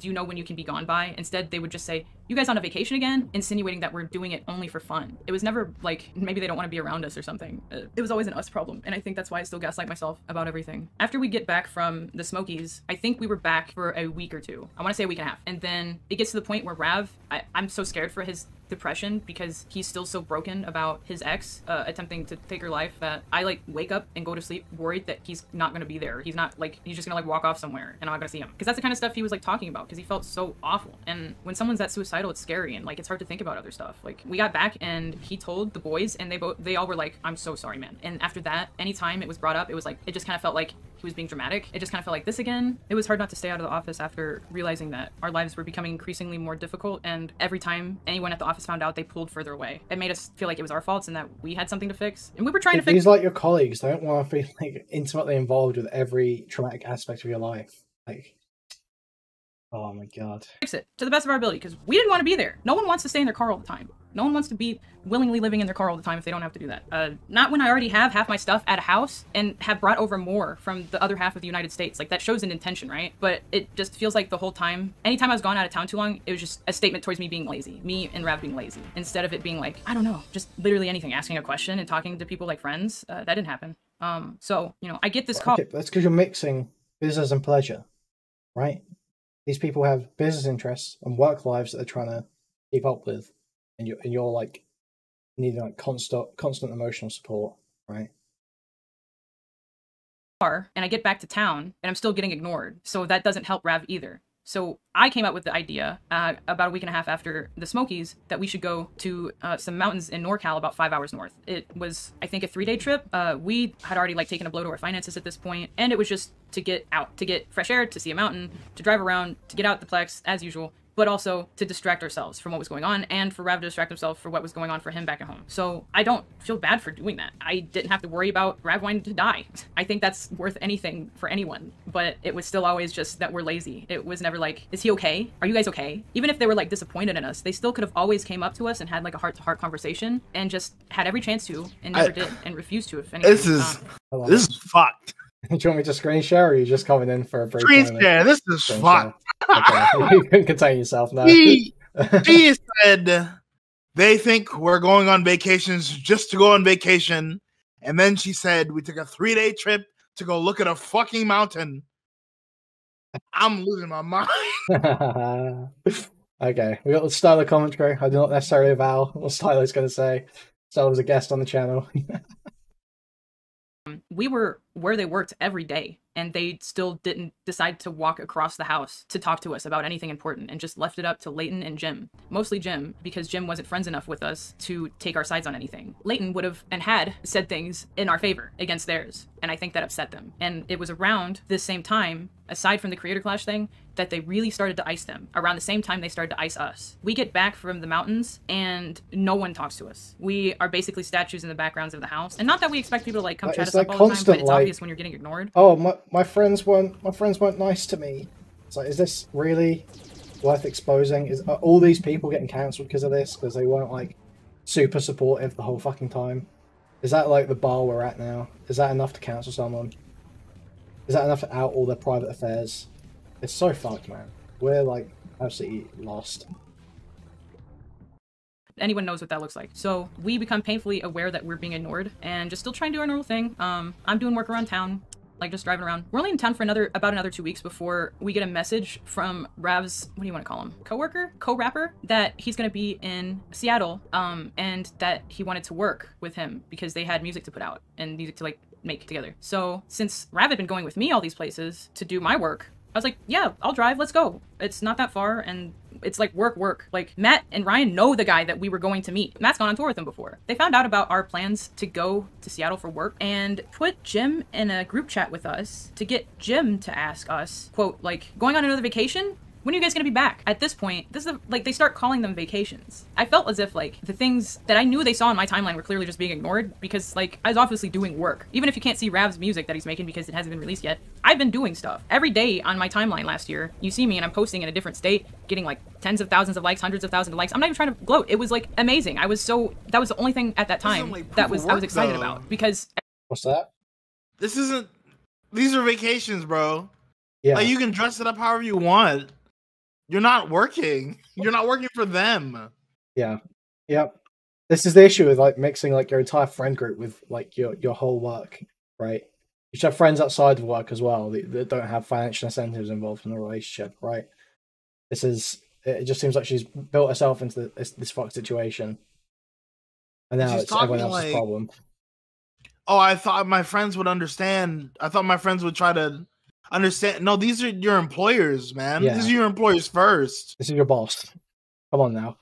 everything else in my life was going to shit. And when I was sad, I couldn't even like post why I couldn't work when people asked me, because at this point, everyone had involved themselves so much that how would I say something without sounding like I'm trying to call them out now? I refused at that time to believe that now those stories are just intrinsically linked. I know that now, but it took me at least half a year to digest the fact that if I wanted to ever talk about it, I'd have to talk about both of them now, because they both refused to talk to me when I was staying at their workplace that they visited all the time, or even just text or like call and meet up. I think it took me a long time to realize it wasn't working because I couldn't understand the concept of being so disrespected by someone that you're friends with. Like all of a sudden to this person, we're like people that aren't even worth talking to. Like it's just too much. It's too much now. Like I know they can't handle confrontation, but I guess I always expected them to at least just talk to me as a friend. But that's when I had to realize they stopped being my friend. They're bad friends. When I told them what happened. Like this when is Matt told me that so SuperMega was his stupid, magnum man. opus after I told him I got assaulted, and how technically Don's not an employee, so we don't have to do anything. I'm not completely happy with how I handled myself last summer because I was out of it. And honestly, I think I needed someone to talk to me. And be There's like so much like couching of like, oh, I didn't handle everything perfectly, but it's because of these reasons and these reasons and these reasons and these reasons, and then none of that for the other people. So cringe. It seemed like you're doing well. Outside of like saying that they're making out with me. Well, when Jim put himself in a group chat with me and Rav and asked that, we basically just saw ourselves out because we were so beaten down, and like we really both thought that them knowing what we were going to Seattle for, since they knew who, they knew why, they knew what, it was for work, couldn't be any more work for work than it possibly was. And this was the straw that broke the camel's back, like the most work trip visit we've taken so far. It was just defeating to get a message like that, I think. So we just offered ourselves to just leave because we had a feeling that it was going to happen anyway. I can only speak for myself, but the fear of being kicked out without a date was freaking me out because there's no date. No one was saying a date. No one was like, you got to be here by, or you got to be out here by then. I remember there was a time frame of like the middle of August, but we had plans to be back by then. So if things had gone correctly, we get back from Seattle, grab our stuff, and we can peacefully fuck off because we would have had time to plan it. Oh, sorry to mention, it was Jim and I in the group chat, Rav, and Matt. Matt said nothing, just was supervising. Just didn't say anything. Yo, just heard y'all were taking another vacation. Wonder if there are any updates on the expected move-out date. Hope the search has been going good. This whole time, Jim had been showing us places and being like, this is cool, you should sign up for here. And then when we didn't manage to land a place, because if you've been in LA and tried to move into a place with someone else, it's very expensive and very hard, and there's just, LA realtors aren't good. We had a lot of problems. They weren't showing up. They would say they had a meeting time of like this to this, and you'd go there and no one was there. They'd be late because they already got sold and you didn't know until you get there. That was most of those. Is just like finding out that the place was already like taken, or it was just like not a shitty experience what the pictures said at all, and like we were trying to get just scammed basically. But none of that was like conversations to be had, right? It was just about, you know, make sure you guys get out soon. They only wanted really updates of when we'd leave so they'd feel better, but no words were said to us by Matt and Ryan. I must reiterate this. Matt and Ryan were avoiding us. Ever since we got back from the Smokies, they had purposely not hung out with us. The only time they really did is if they wanted to smoke weed, because they knew that since we hung out in the garage all the time like delinquents to stay out of their way, and we're out there smoking weed and getting bit by mosquitoes all the time, we would probably have weed with us, so we were useful for that. Sorry, I'm crazy. It also has Ryan in it. I didn't even notice. It's been so long. I memory hold it. Oh yeah, this is after the whole saga where our car breaks down after we got back in town. Had to stay in Orange County at a friend's house until it got fixed. People didn't know how to fix it, so the labor costs kept going up. Cost about $4K to get it fixed. Drive it back to the Plex. You only want me before we drive back to the Plex, sticky. We didn't have a car. And you want me for my weed? Yeah, everyone's had friends like that. I don't know what to tell you. Like everyone's had. Well, no, it's not even. Ever done drugs? Yeah, you've had friends These that niggas aren't working. Drugs. They're not leaving. They're not paying to stay. You got to do something, bro. Ubering again, and Rav's phone fell out while he was getting out of an Uber. Noticed it right after the Uber left. Tried calling, never got an answer back from it. So he lost his phone that day. So when they message us, this is the day before we got robbed. It's August 9th. Rav has no phone, and they're asking us about a move-out date. So I say, you know, Rav can't see this, blah, blah, blah. Anyway, here's Rav's response. Yeah, but you can. Like, poking fun at the fucking vacation comment. Oh yeah, he lost his debit card and his phone. Forgot about that. Yeah, when this happened, we just weren't able to house hunt because we were set back so far. Prior to that, we checked a bunch of places. Yeah, come across anything that these people are fun. These are like squatters. Visiting places. Yeah. We're hoping to lock something in before the trip, but the car in my shitty pants pockets clearly had other plans. This reminded me the fourth when I went to Matt's. These are like with Jim YouTubers and Matt. shit. Jim was offering me to stay. Wasn't this Rav guy been a that YouTuber for like years? I swear I've heard instead this Rav guy's name like a bunch. Wasn't he like a? Why do I feel like he was involved with the Yogscast? Is that? Am I right? No, that's Rav's. With Oh, an S. okay. Is this Hey, Rav? this guy Lol? Sambozo. It's this guy, right? Must be. Attention gamers. Nah. What happened? The guy. 500,000 sub YouTuber. Yeah, he probably just doesn't upload. I'd like bet money he just doesn't make videos. 9 hours ago, 2 days ago, 7 days ago, 11 days ago, 2 weeks ago, 2 weeks, 3 weeks, 4 weeks. all getting like, you know, we got a half Yeah. a mil video there, 100k video there, all of them, you know, approaching 100k, 200k, 200k, 150k. Bro, you're making money. Videos of Dantes. I'm sorry, but I do not feel I don't sympathy with you for not making money. I mean, maybe it's like betting. fucked up with his marriage or something, because she did say he's like divorced or whatever. Yeah, but I mean, you just So you gotta I don't work. know. I'm sorry. Like, not enough information, and I'm being told about mountain trips. Yeah. And there's like so little evidence as well. It being me, I think they got tired of me because that was the only time I ever mentioned it the night before, or the night that I also got offered a place to stay by myself. Jim just got like 2 other SuperMega people to stay with him, one of which was a girl that Matt cheated on his girlfriend with. To his ex-girlfriend looked like whenever he would go see her was just him hanging out with Why Jim. is this Matt's relevant? ex that knew Jim first got betrayed by But Jim. she has to let these and people This is everybody scorned pretty much employee. knew, It's except even for her, worse. what was going on. So at this point in the story, it's August. The day after this conversation takes place, we get robbed. I have no photos of that because as soon as I woke up and these saw are car the was empty unluckiest stuff, I people just on the screamed fucking as loud as planet, possible. bro. Called the cops. No It's reason. always Did this not way, help. man. And then just It's tried to nothing wait and going then on. made a post about it, which apparently was laughed at by the guys Bro, at the office this is that day that unironically I got like robbed, trying to and I posted evict about like it. No bad, one that I knew in evict LA messaged me. bad No renters. one. Actually, you know, I Yeah. think It's like Matt's there's ex always messaged some me. If fucked anyone up messaged shit me, it was going her. on. The It's only where person you out of can't SuperMega people leave, that messaged you can't Rav work, you can't was do Jim, anything. and he just sent him a slaney face. He like sent him this as like a reply to his Instagram story saying took we got time to robbed. do I that. literally never would expect money, shelter, anything, but at least to like reach out as a friend and be like, "You good?" I literally has was there offered when you Jackson money and he found out shelter, Jackson right? stole a shit ton And of money you from him, didn't and take I was it. constantly asking him, True. "What's wrong? Are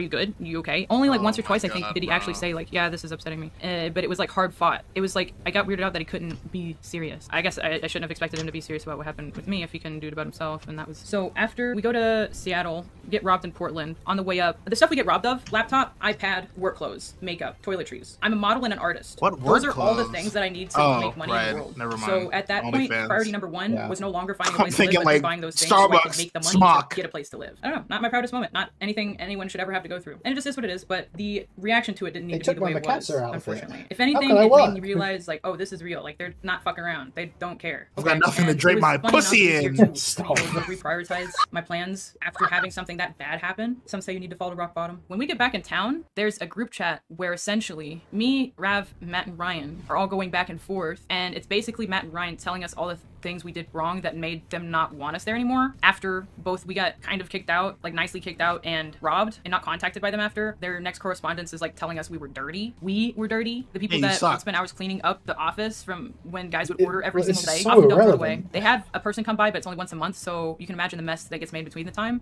and it was getting blamed on us. At this point, we just had drove back into town, and we had nowhere to stay. Trying to save all the At money this so we point, could buy we stuff just ASAP. returned from So our 8th since vacation I of the have month. a Jeep, we just sleep in the car. I go to Santa Monica, Malibu area in between there, and just go park by the ocean because it's free. The first place we stayed outside of the Plex was like some rinky-dink hotel in Pasadena. It was like obviously like used for sex trafficking. Like it was a giant master bedroom with a hot tub, and it had a corded phone with the cable cut.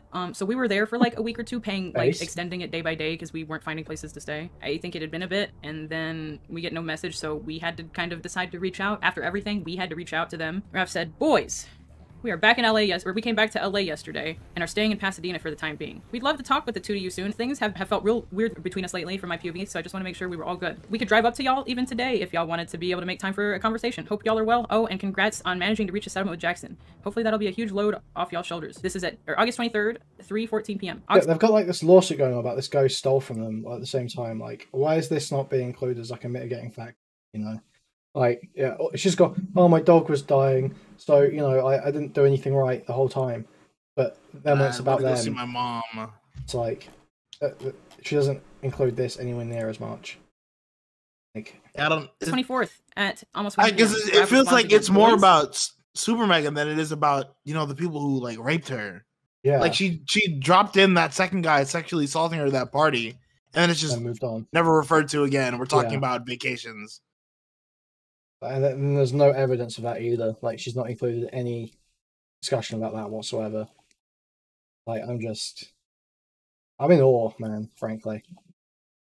Matt Watson. Hey dude, sorry we were out with Alex Ernst yesterday and have been busy filming. Things have been totally cool on our end. It's all good, man. After everything that I just told you all summer, a year. It's all good, man. So this is the kind of things I'm saying when I say that these are the kind of people that will placate you. This is the kind of manipulation that they do. It's not, you know, I'm going to force you to do this thing. It's that I'm going to be nice and steer you in this direction of responding in this way. It's still manipulation. You're still they don't want to like you're just trying shit to you get out me to have because a they like you or whatever. That isn't You're warranted. Like, we need to talk. And you're saying some shit you were filming with some guy. Relax. Sorry if somebody's a fan of Alex. They're shit renters. Cool. They're So you've bad been doing your people. job. So you're telling me Not you're their too fault, busy doing though. your job, that I guess you don't do enough, that it's like a big deal, an excuse enough to like not say you want to meet up at a later date, because that's all we were asking, is to say, hey, can we meet up? Like, we were saying we could even today, as like in case you've got like some time, because we want to get this done. But instead it's like no, I gotta make it a block to think about this and even get on my phone to respond to it, is basically the kind of response he gave. Nice, no worries, you're busy people. Glad to hear that you feel like everything's cool, but we have heard / seen things that at times have made us feel otherwise.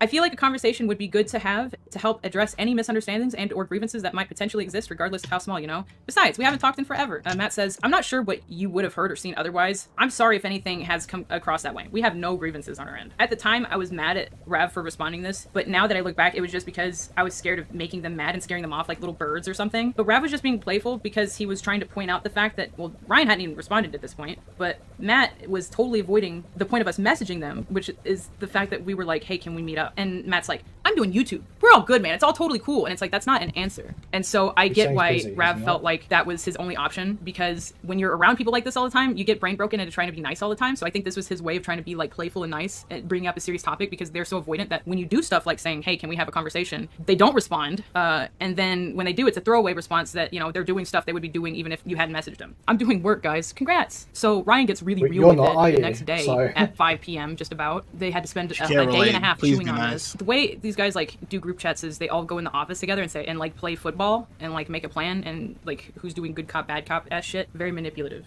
But how else do you think they would have messaged me with Matt in there? They all work together. Why does Matt need to be in there? It's like except bog for standard manipulation. Like, they know what they're doing. Ryan says the next day, I don't think it's about that. It's just we're trying to get our lives together, and we've been nothing but generous to y'all during this time. I think the idea that there are grievances time and time again with our friendship when we've been helping you whenever we can is confusing. It's not a good feeling and overwhelming. Especially since this year has been nothing but drama since the jump. Literally nothing to do with me at all, or Rav. I don't care. No one's saying that to me. No one's saying I know you've dealt with a lot. Like they're saying they're only bringing it up as that's like literally what is going on in this video in reverse. You're Rav was even so nuts. She's making the whole thing she's doing right now is like cataloging a year worth of drama in this workplace that she has been a part of, and she's talking about this has nothing to do with me. Oh man, Rav just is like, congrats about the bad thing that is good now. And when it gets brought up for us, it's about like, we've been helping you time and time again, and there's still grievances time and time again. It's only been one grievance. It was always the same grievance. It was the same thing that no one listened to me for, and when I tried to talk about it, no one wanted to talk about it. And now it's a problem, and I'm homeless, sitting in this creepy, weird sex trafficking room, getting told that like we're annoying, basically. That like we have too many grievances. I got assaulted, man. In the hotel. Where it's got it's a master bedroom with a hot tub and a phone with the cord cut. I just feel like you should pick your words better. Yeah, maybe when you're making a big allegation like this. You guys just like care? Like, put in, why like, do you switch up? What happened to keeping them accountable? You speak like this. I don't know.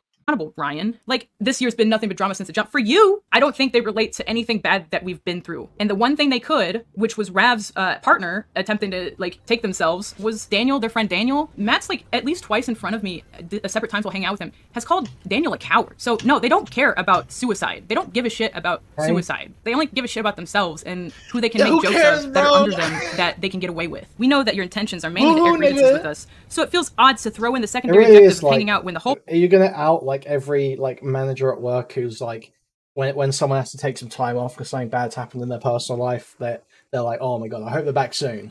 Like, are we gonna be outing people for that soon? Is it gonna be twitlongers about, you know, Pete fucking like, I was gonna say Pete Tom, I'm talking about fucking Tom. I'm worried. I think I actually did hear him tell a story like this at one point. But yeah, we got out like everyone that's like a Pizza Hut manager and says like, oh god, I hope this fucking employee's back soon. Is that really where we're at? Like, this isn't a big deal, really. This is just bosses. Like, the purpose of you even texting us was to set a time to air those grievances. If it hasn't been obvious, we love y'all and want to support y'all when we can. And I'm not sure there's much else we can do or say. Him saying we love y'all, the only other time they said that to me was when I called them and told them about the assault. That was the only other time they've ever said that to me, and I've always seen them as brothers. Never ever had one like weird thought about them. That's why I felt safe to even, like, go hang out with them by myself. It goes to show how much I trusted them. I don't know. I did want to hang out. Professional relationships. It really feels like she's trying to play on sort of like the parasocial ideas that viewers have of these all being like super nice guys, all super close. And it's like, I'm like, what? She saw you guys as brothers, and you treated her like this. It's like that's what she wants to happen. It feels. It's like, no, this is work, okay? Like she's on. Yeah, you're on payroll. We're not related. Even if we were related, you're still on payroll. You gotta work if I'm paying you to work. With him, and he's just like trying to call us out. Like Ryan just tried calling us out, acting like we're like trying to do gotcha or something about me being upset. The event that happened that made them even aware that we were upset still was that we had talked to Leighton, and Leighton, he did not do this on purpose. He made the mistake of passing the word along, and I think he was trying to help because I think it's what he wanted too. Because he would never, literally would never try and like get me in trouble over this after he has been like my rock the whole time outside of this whole situation. When he told them that I was still upset, I don't think they got to hear why, because all I wanted was them to make a statement, at least just to say that Don doesn't work with them anymore, or they've split ways, or however you want to word that. You could, that's such a loose-ended statement. You can be as vague as possible, or you could just straight up say, he assaulted someone, we're not working with him anymore. And then, like, imagine if they did that, I would have no burden of people believing me or not. Because if SuperMega said, like, hey, we're not working with this guy. Boundary that was crossed in a relationship where this guy, like you've said yourself, he was like super fucking retarded, and probably didn't even realize he did something wrong at the time. Like, it's not, this isn't like, this doesn't need to be public knowledge at all. And then when they asked her explicitly, what do you want us to do about it? She said, I don't know. Oh no! Oh no! It's not my decision. It is your decision. They're asking you for a decision. Because I didn't get sexually assaulted, yeah, right? Literally. I'm not the one being raped, so you got raped. Let's. What do you want? What do you want done? What do you want? Anymore, he assaulted someone, whether or not they name me or not, getting to like say without being scared that something bad is gonna happen to me, that I got assaulted and that like, hey, I gotta take a break from work. I never got to do that. I never got to take a break. All the breaks I took was because I was. Huh? What? I never got to. Wait, no way. No way is this being said. Okay, please let me. No way. Let's just listen to this one story. No way. We went to the mountains to look at the mountains, folks. Let's just listen to this. Whether or not they name me or not, getting to like say without being scared that something bad is gonna happen to me, that I got assaulted and that like, hey, I gotta take a break from work. I never got to do that. I never got to take a break. All the breaks I took was because I was burnt out and I was suicidal. You know how many times I never got to take a break from work. Yeah, you go all the breaks I took were because I was burnt out on suicide. I'm lost. I'm lost. I'm really lost. I'm punching the air right now. I'm punching the air right now. I want to like kill myself because of all this shit going on. Like the Don thing by itself, I've been assaulted before, unfortunately.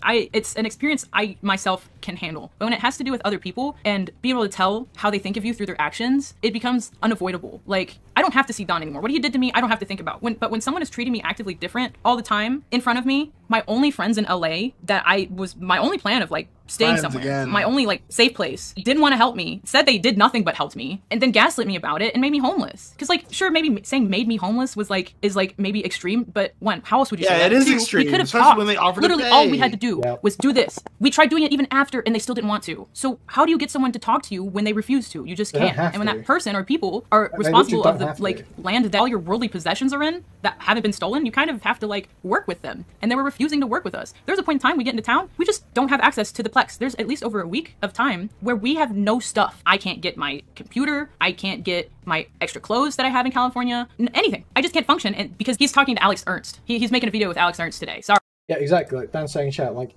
the only evidence they have for this happening is her testimony. So why are they going to make a statement and blow this guy up? Like, why is that their responsibility to just believe her and go and blow this guy up on social media?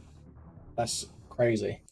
Sorry, you don't get your clothes. I haven't read back on this particular conversation since then, but it's so cruel. Like, we're homeless sitting in a hotel reading this. Like, I think we have maybe like 3 changes of clothes. I'm wearing the same clothes all the time, and I'm using...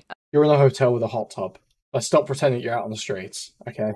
A hotel dryer to do my hair. You know, those rinky-dink, like, circle-shaped hotel dryers that, like, if you put your hair too close to it, it, like, takes your hair out and burns it. It's one of those. I remember being so mad when Ryan messaged us because he was the most quiet out of all of them. And from my POV, I thought he just didn't have an opinion. Not in a sense that he didn't care, but he just, like, wasn't, he was indifferent. Like, it wasn't, like, something bothering him. So when he messages us when we're homeless and, like, is, like, bothered by us, it's so confusing because it's like, seen me. You could have talked to Beg me your 5 pardon. out of 7 days a week, and you talked to me 0 out of 7 days a week. Rav responded, y'all have indeed been incredibly generous with us. Thank you for that. He's being so fucking nice, but what else can you do other than suck ass? They have all this shit. Neither I nor Lex would argue against that. Our intentions are not to air grievances with y'all, but to make sure we are indeed all cool after observing a number of awkward interactions between us over the course of the last month or two. I'm sorry to see you assume that our intentions are to mainly air grievances with y'all. This assumption from my POV is evidence that there may be indeed an expectation of some sort of antagonism, which, and I hope you can take my word for it, there is not, because we were just trying to fix our shit, man. They were mad. I was mad about my material conditions and like getting hungry at that point. Material like conditions. at that rate, I Okay. don't know if I can speak for Rav too. Living in a Your hotel.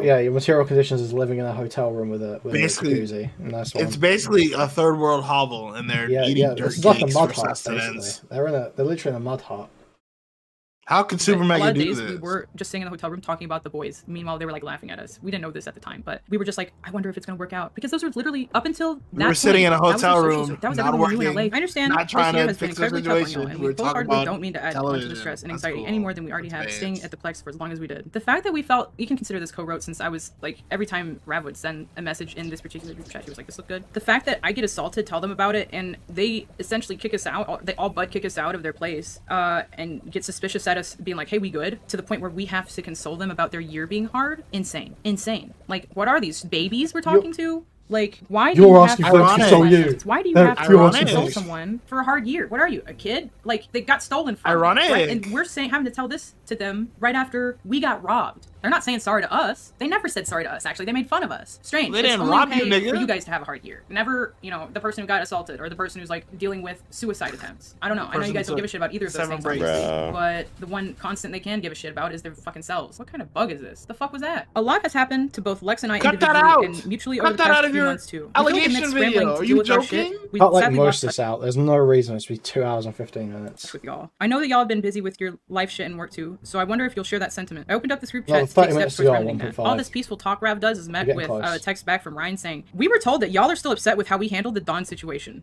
Is this not true? If the problems you're talking about aren't that and are just an off vibe, then yeah, we've caught it too. Whether it's standoffishness we're getting from y'all acting in a rude manner when invited to my birthday, or what seems like directed negative sarcasm in a recent group chat. It's difficult to not expect there is antagonism behind some of these things. The fact that he can My say, birthday. like, even bring up the Dawn situation, These I had people not will suck, talked about man. Dawn in Let's be real. typed words the whole time. So I remember when I wrote this, I was like, oh, so I could just show this to anyone now, right? Like, I could just show, he said it, it's real. Like, it's not just like some shit that I'm like saying in insular and then there's no other proof of someone else. I remember feeling a weird amount of relief when he wrote that and sent it. I was like, you're so mad you like fucked yourself in case like you wanted to ever keep this like fully. What specifically did? It said It's just the word the Dawn. Yes. Yeah, that doesn't prove mean shit. It does anything. not prove shit. It Jesus means that Christ. you talked about it, Yes. but we don't know how you talked about it or what was said. Yeah, we don't know what this situation is meant to be, like that you've And- described, or there's no other again- proof that it happened. Come on Yeah, now. they asked, "What do you want us to do?" And you Yes. said, I don't "It's know. not my decision. I don't know." And I also said What I the don't want the fuck? paper trail. Like, What the fuck do you want from down them? forever. Not that you could, it's not even your situation to do that, but it seemed like that was the attempt. The only time you mention is complaining to me about how I'm reacting, them not reacting. And in the way that it's brought up, y'all are still upset with how we handled it. Is that not true? That's just prompt to like start an argument. That's not, you don't actually care at that point. You're bringing it up that way. We were told y'all are still upset. Like, first of all, we know by who you were told, and when I told that person, I told them we were going to talk to you. So I don't know if like them finding out soon made them decide not to suddenly talk to us. That's a very immature reason to not. Yeah, we don't want to talk. You guys are seeming aggressive. Our year's been really hard. This grown man is saying it's difficult not to expect there's some antagonism behind some of these things. Said the You try grown getting woman. fucked on by a grown man, keeping it quiet, having people like treat you like you're a little worm after you tell them, and see if you're not a little antagonistic. And even then, I was keeping the fuck quiet. Like, What was they weren't that? gonna find out unless someone else Go told them. back, And Kuihman? Leighton was just Kuihman? trying to help. To not. Yeah, we don't want to talk. SpongeBob You guys are seeming me? aggressive. Our year's been really hard. This grown man is saying it's difficult not to expect there's some antagonism behind some of these things. You try getting fucked on by a grown man, keeping it quiet, having people like treat you like you're a little worm after you tell them. Screenshot of the SuperMega Discord Brian loves after Dawn. Brian liked Dawn's art in August. hey, Who are okay. these people? Who are these people again? And see if you're not a little antagonistic. And even then, I was keeping the fuck quiet. already Like, forgot. they weren't gonna find out unless someone else told them. And Whatever. Leighton was just I think that was just a public Discord, wasn't it? That's just the discussions going on between fans, is it not? That's what it Yeah, seems I don't- like. So I'm Like, what? saying, like, who is Azu, whatever? Who are any of these people? Nobody's, I think. Looks like a dead chat And even too. then, I was keeping the fuck quiet. Like, they weren't gonna find out unless someone else told them. And Leighton was just trying to help. He was just trying to help. They refused to talk to us. It's not like they would have ever found out through talking to us. They would have only found out if, like, Leighton or Jim said something. So they just had no intentions. It could not be any more clear that they just had no concern with trying to communicate after all of this happened. Their only concern has been framing it so it's our fault and everything that we've done is our fault. And I'm not to say that we're not adults here. We have self-autonomy. But everything I say has an explanation. Every action has a context that comes before it, that had a bad thing that happened before it that made me react the way it did. What do they have besides Jackson? Like, it was in February. They've got nothing going on in their lives whatsoever. There's no explanation. Running a fucking multi-million-dollar company. Okay, but they don't have anything going on, actually. It was almost the end of summer, and they're telling us this is such a hard year for something that happened in winter, and they've just settled it. So, if anything, they should have been happy at this time. But they're just being like, oh, we're so tired. It's not your thing to be tired about. You don't get to be tired about this. This didn't happen to you. Like, who do you think you are to say something like that to someone? You're doing it to them. Although I personally do think there are ways in which you could have handled the Dawn situation better. I also appreciate that everyone makes mistakes. This is, however, not at the heart of what we're trying to engage here. Admittedly, we did vent to Leighton about it, along with the actually relevant concerns recently in confidence. But in my opinion, it's the radio silence that has primarily been at the heart of our concerns. In regards to the off vibes, I appreciate you sharing your take on things. My take is somewhat different, and I hope that it can provide some clarity. As for the standoffishness, TBH, we felt like y'all were being the ones who were getting more standoffish as the time went on. It felt like unless we said good morning to y'all first, y'all would seldom greet us, and y'all would leave the office all the time without saying anything, which kind of made us feel like furniture. At the time, I assumed it's because y'all were growing increasingly frustrated with how long we were staying at y'all's. In the same breath, it felt like y'all never took the time to talk to us about it, instead delegating correspondence to Jim. In retrospect, I should have said something about this then, and I'm not sure why I didn't. I'm sorry. I know why you didn't, because you expected them to be normal. As for the sarcasm in the chat, that's the one thing I feel like is not really justified reproaching considering how it went down. Not only did y'all choose to handle communication with us through corporate head-ass means instead of just approaching us as friends, but Jim was also upsettingly condescending. I won't tolerate being treated like a child. This is a matter I aim to address with Jim separately, but I'd be lying if I said I wasn't hurt that y'all thought that would be an appropriate way of corresponding with us. He's talking about the way they basically kicked us out, where you shouldn't be getting paid. Babysat us with the group chat with Jim, me, Rev, and Matt in it to supervise. It's very weird. Ultimately, if everything was indeed hunky-dory, we wouldn't be reaching out to y'all to have like a discussion. You wouldn't have been able to produce a list of grievances that you have here, and none of us would be having this conversation in the first place. There are no antagonistic intentions here. What would we accomplish by meeting up with y'all and then proceeding to antagonize y'all? We simply want to talk and hopefully bridge the existing gap of communication. Again, I personally don't think the text messaging is conducive to the best mode of communication when it comes to stuff like this, and if possible, I prefer to do this in person, at the very least via a call. This feels a lot colder and more distant than when it so I guess it's Jackson stuff. If some guy called Jackson stole from them and they sued him, and that's what I want. The Dan in chat. To be big message, part of why so they're going through a lawsuit and running a company. Yourself if you are and this is my only message. I really wanted to be able to talk to you guys about it normally and in person about everything that was on my mind. I had the opportunity to catch you guys at the office before we stopped staying there because y'all seem really busy. And at the end of the day, I think I ended up missing y'all a lot to be able to catch you guys. It tears me up that you saw us as rude during your birthday. I was being avoidant because I was still both torn up about the Dawn situation more than I realized at the time. Yeah, because I just fucking saw him the day before, and fucking Ryan messages us like, how dare you be rude to me at my birthday party? Rap's getting divorced, and I saw the guy that assaulted me the day before. And Ryan's like, you need to be happy on my birthday. Why are you outside on the balcony smoking? Didn't come She says after, to be nice.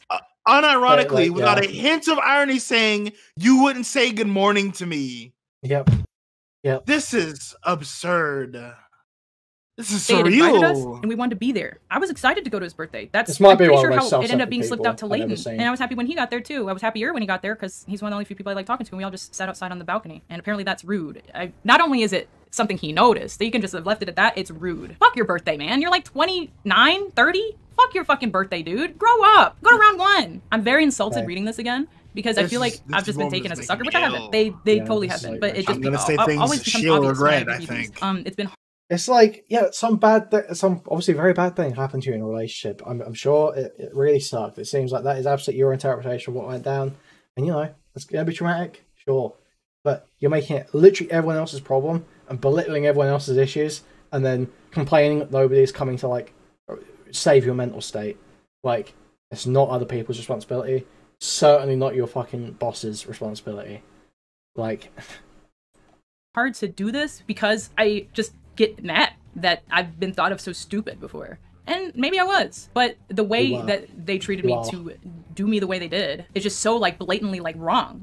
How am I in the wrong for being sad after I just saw the guy that assaulted me? No normal person gets angry about that. If it's something you just leave it alone, or you can come out and ask me what's up. We can have a good time together. Obviously, I'm open to it because I came to your party. And instead, I was holding back tears on the balcony because I was just basically having to pretend to be normal, going from seeing Dawn to being happy that I'm around these people the same day after. That like having to like gaslight myself into these people that like give a shit about me. I was still torn up about the Dawn situation more than I realized at the time. I guess because of how it ended up that we were both at the office was still fresh. Yeah, it was literally the day before. I'm having to sugarcoat things for like grown men that are like being like, my year's been hard. This is your problem. After they've like pretty much covered up my sexual assault and then made it my problem that I was upset about it. I was also a bit anxious for my birthday for other reasons. Yeah, because I didn't think anybody was gonna fucking come, and I was right. I didn't want to make any of this your problem though. I was worried that I'd end up crying, so I was on the balcony a lot looking like I was just vibing out smoking as a guy to collect myself. No, I don't think anyone's confused here. I think you are confused. Melons with jeans. If you want to jump in Discord, feel free, but I'm sure you don't have anything to say whatsoever. You sound like a fucking sped already. No one's confused. She had a bad relationship with this guy where he pushed past her boundaries. It's now everyone else's fucking problem. Her bosses have to deal with it. That she's saying that it's all, you know, all their problems mean nothing and all her problems mean everything. No one is confused. I've sat here and watched an hour and 45-minute video about this. Okay, or 2.25 hour video with an hour and 45 completed. You sound like a fucking idiot already. I can tell.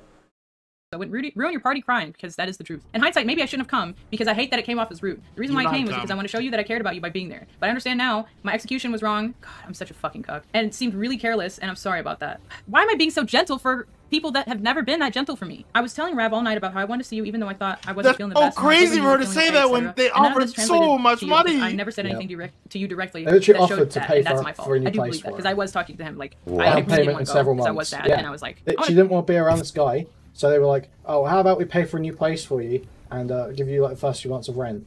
And she was like, no. And then her genius financial decision was to buy a car. Yes. I think money can help with an assault?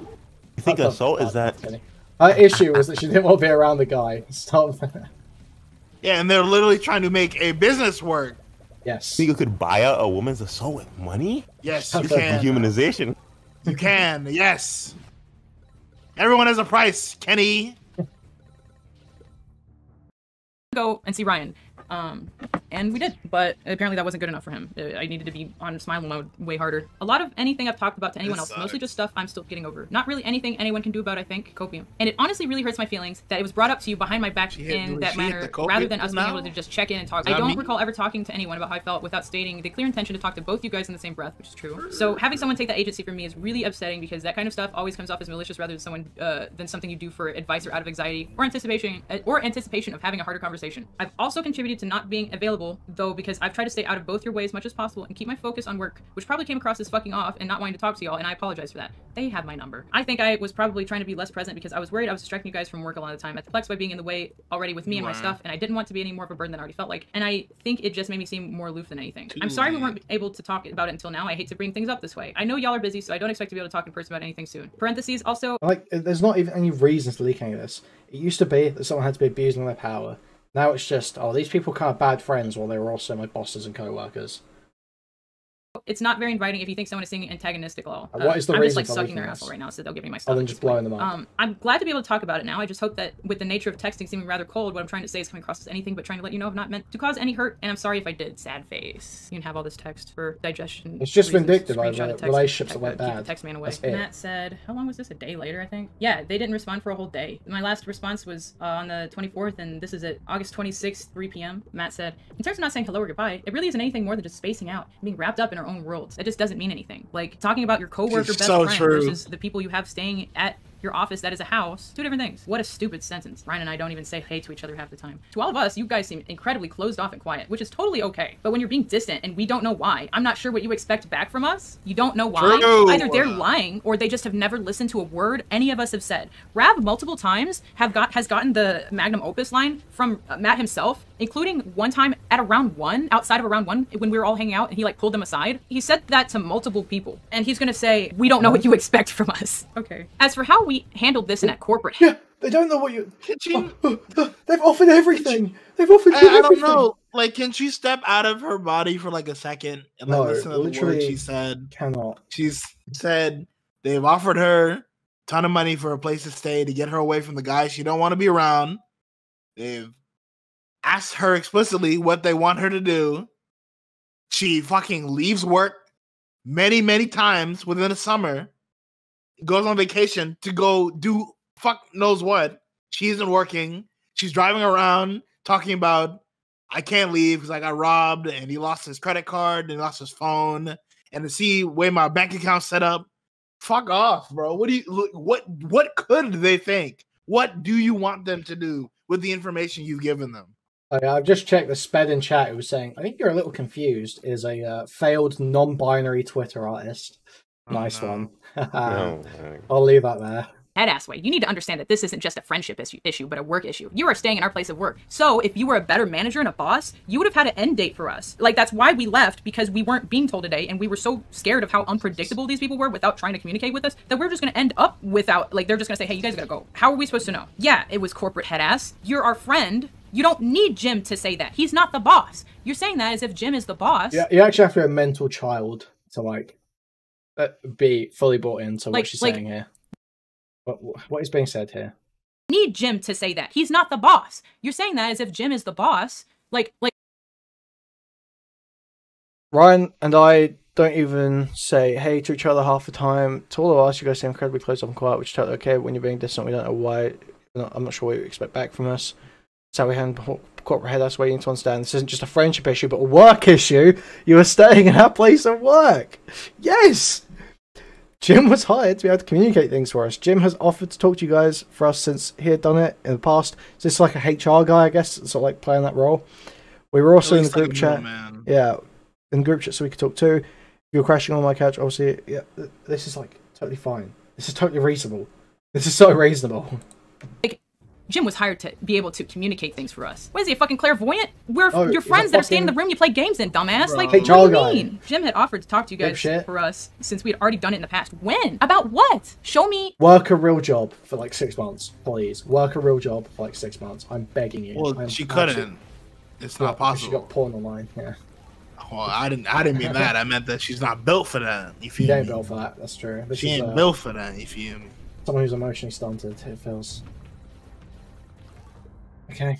Proof. Like, please, I would love to. It would make me feel better in my heart to know that you guys have tried to be a good friend once and be like, hey, are you guys good? Because if you think you said that, I don't think you did. I think you said that. I think you, in your head, said the equivalent of, hey, you good? But it was probably like, hey, when you guys getting out, or when you guys come back, or something like that. Like I said, the only vague thing we had was like the middle of August, and we had gotten kicked out happily by then. Because we were like, we can have our stuff gone. They're like, sure, happy travels, just fine, cool. But like, don't bring up friendship issues if you're gonna do that. Don't bring up not being corporate head ass if you're gonna do that. Because that's just like, I just got laid off of the fucking show or some shit. Like, viewers didn't like me. I'm getting voted off the island. Like, I had no warning of this. That like, what you expect when someone is like I not like happy that. with I have you another black man to bounce hey, these feelings off. There's like no real reason to like this. She is just like super bitter and vindictive about how this turned out. That is like literally, that feels like the extent of it. I can't see where's the abuse of power, where's the like this is just a relationship where a guy was fucked up and like pushed past boundaries. Yeah, that's fucked, probably traumatic. Sure, I agree. Don't know why it's got to be outed publicly. Don't know what you expect these guys to do past what they did. Like, please grow up. Actually. Is there like a time you plan on leaving? Not a fucking text message with a guy you don't know that well that made out with you and your friend who is not talking. What the fuck am I gonna do in that situation? I mean, Rap's a talkative guy, but most of these group chats, I just don't have any words in, or maybe one message, because I have nothing to say to any of these people. The only people I wanted to talk to the whole time was Matt and Ryan, and the only reason why they found out that I said anything else besides to them was because Leighton was the only other guy I talked to. But everything's my fault, though. You know, I'm fine with being so fucked up in the head that bad things happen, but I can't understand being so, like, uncared for that as a friend that no one has ever, like, checks in on you. Like, if someone had checked in on me, I think I could have, like, been like, oh, I should go home, you know? Like, anything. Because I have a home in Nashville I could go to. Why is it but by the time it was obvious, because they hadn't communicated to us, when it became obvious without communication that this was not going to work ever.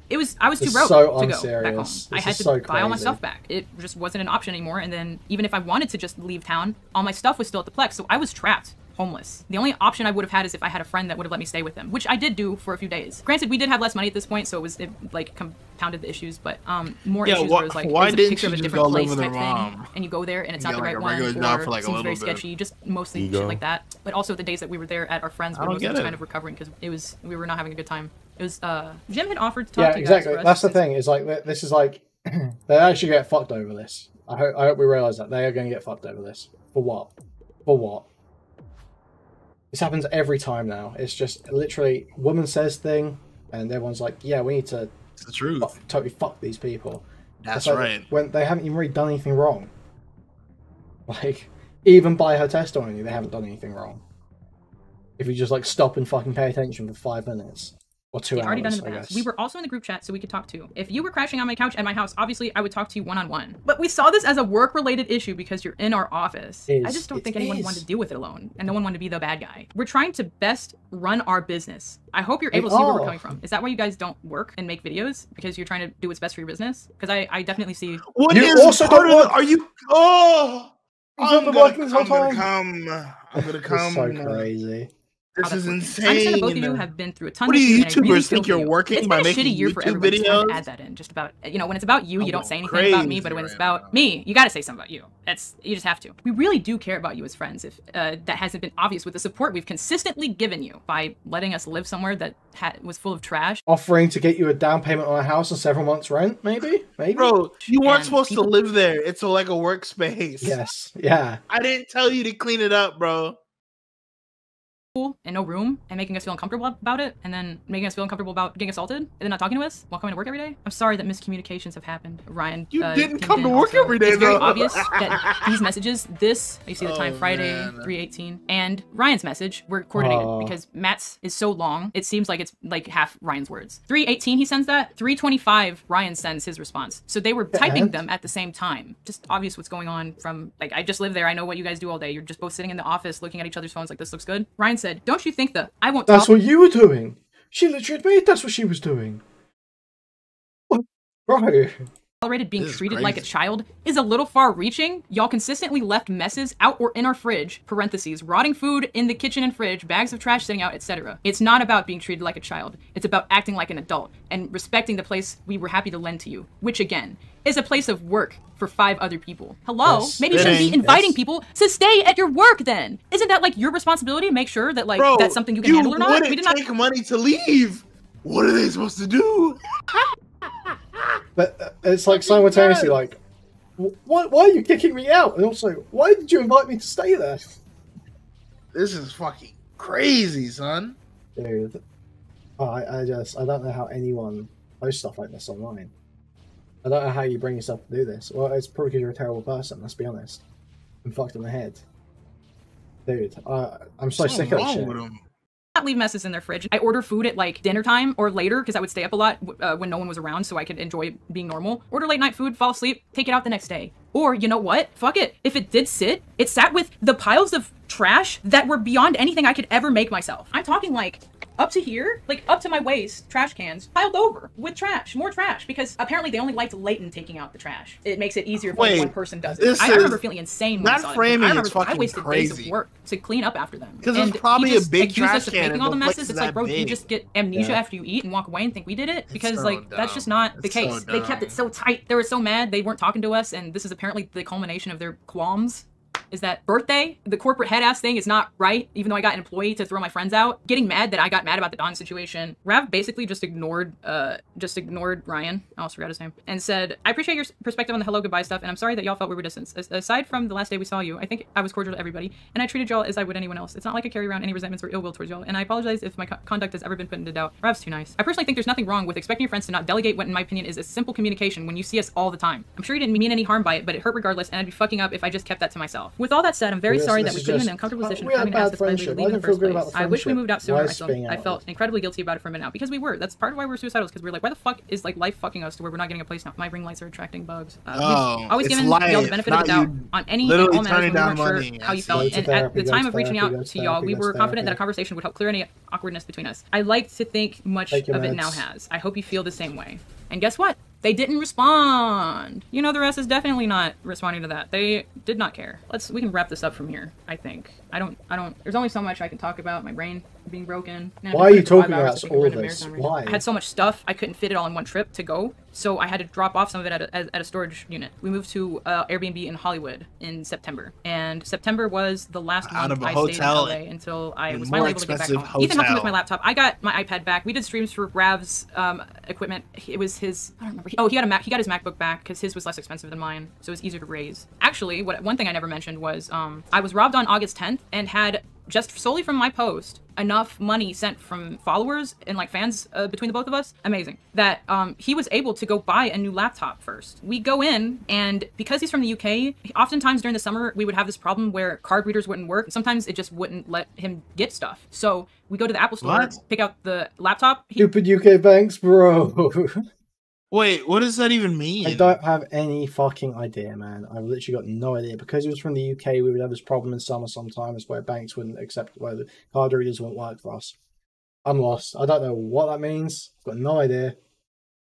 Because it is, I don't know. Like, what could it even mean? I I'm literally have befuddled. no clue. I'm racking my brain right now to try to think about what problems you can run into with a payment processor. Because of the summer. And fucking from the UK. summer. From a first world country. Yeah. What kind of card did he have? Because this wouldn't be a problem with like MasterCard, Visa, or like Discover. I've literally got no idea. I literally have no idea. This nigga paying in Flimbus token, son. This is silly. He was gonna absurd. go out and take it to the guy, and he can't buy it. So we have no choice but to leave. And when we get back, I got robbed again. Somebody had opened up and grabbed my backpack. And this is unbelievable. This is unbelievable. I gotta visit this hood, man. Ain't no way. Oh. This is unbelievable. Actually, unbelievable. I had my cannot stuff with me believe was this. because I didn't have a choice. When I got robbed the first time, I didn't have a choice to have my stuff with me. Like, they told us they wanted us gone before we left, so I took more stuff. And because I didn't want to, I felt so bad. I felt like trash that we were getting asked to leave somewhere. Like, that will never make someone feel bad. I was trying to take as much autonomy over as possible and ended up getting my stuff stolen. Buy it back with money I was so thankful to get donated to me. And it was stolen right back. Ever since like November when that happened, I stopped tweeting nearly as much. So by the time August rolled around and more shit had happened, I didn't know what to say online. How was I going to say anything that was happening to me online without saying everything? I've been recording for 5 hours, so I understand why I didn't, but it made it so hard to talk because anything I would have said that wasn't that would have felt like I was lying because that's all I wanted to say. I'm thankful that I have people that care about me, whether or not I know them or not, and like online people, in real life people, even if it's just a few, it was enough for me to make it. Stuff like that will make you realize who your real ones are very quickly. I don't know. There's a few things. I'm mad that I let someone make me feel so insignificant when they just didn't. That's just that's the way it is. Care about me. Like, I didn't get my stuff out of the office until all of my stuff out of the office until September 6th. August 31st, I coordinated that day between Leighton, since he was the easiest person to talk to go grab my stuff. When I get there, it's incredibly hard to get in, and all of a sudden, I go to the door. They had, since we left to Seattle and came back, had reinstalled the Ring camera for me and Rav. Yes, so while we were trying to go get our stuff, they decided that was a good idea to put a Ring camera in. So what? I guess we couldn't get our stuff? Okay. Wait, I'm what? If there's any bombshells in the last 15 minutes, tell me. I'm going to grab food and just let this play out because I don't want to spend ages getting food with nothing going on. What if you get robbed when you're getting food? Well, we'll see. We'll see. Hopefully I can make it to the kitchen and back without getting fucking robbed. I'm sure this woman couldn't, so... Okay. They ran me for my phone. Just tell me if there's any bombshells. Yeah.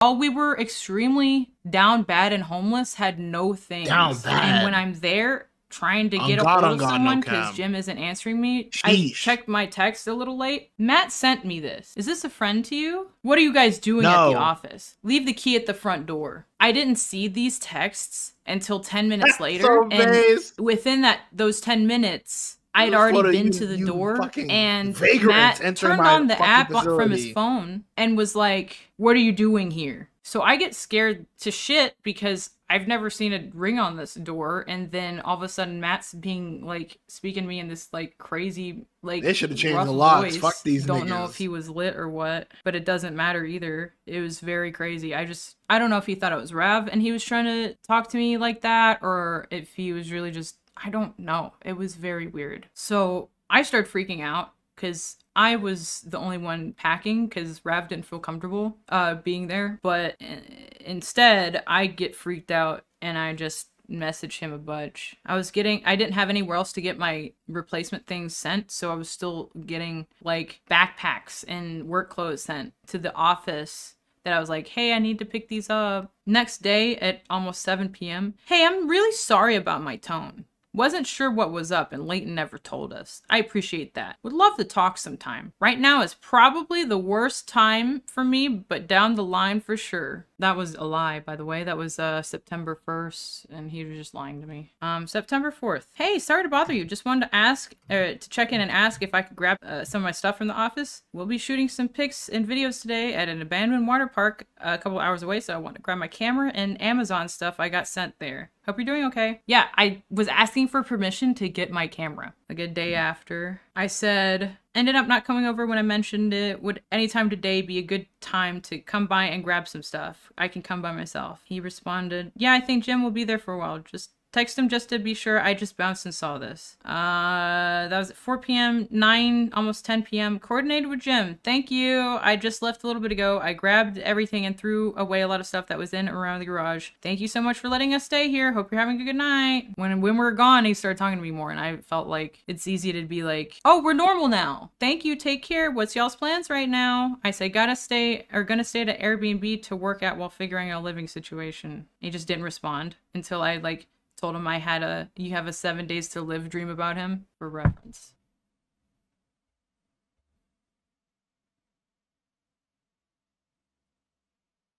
So the next time we talk after that, September 26th.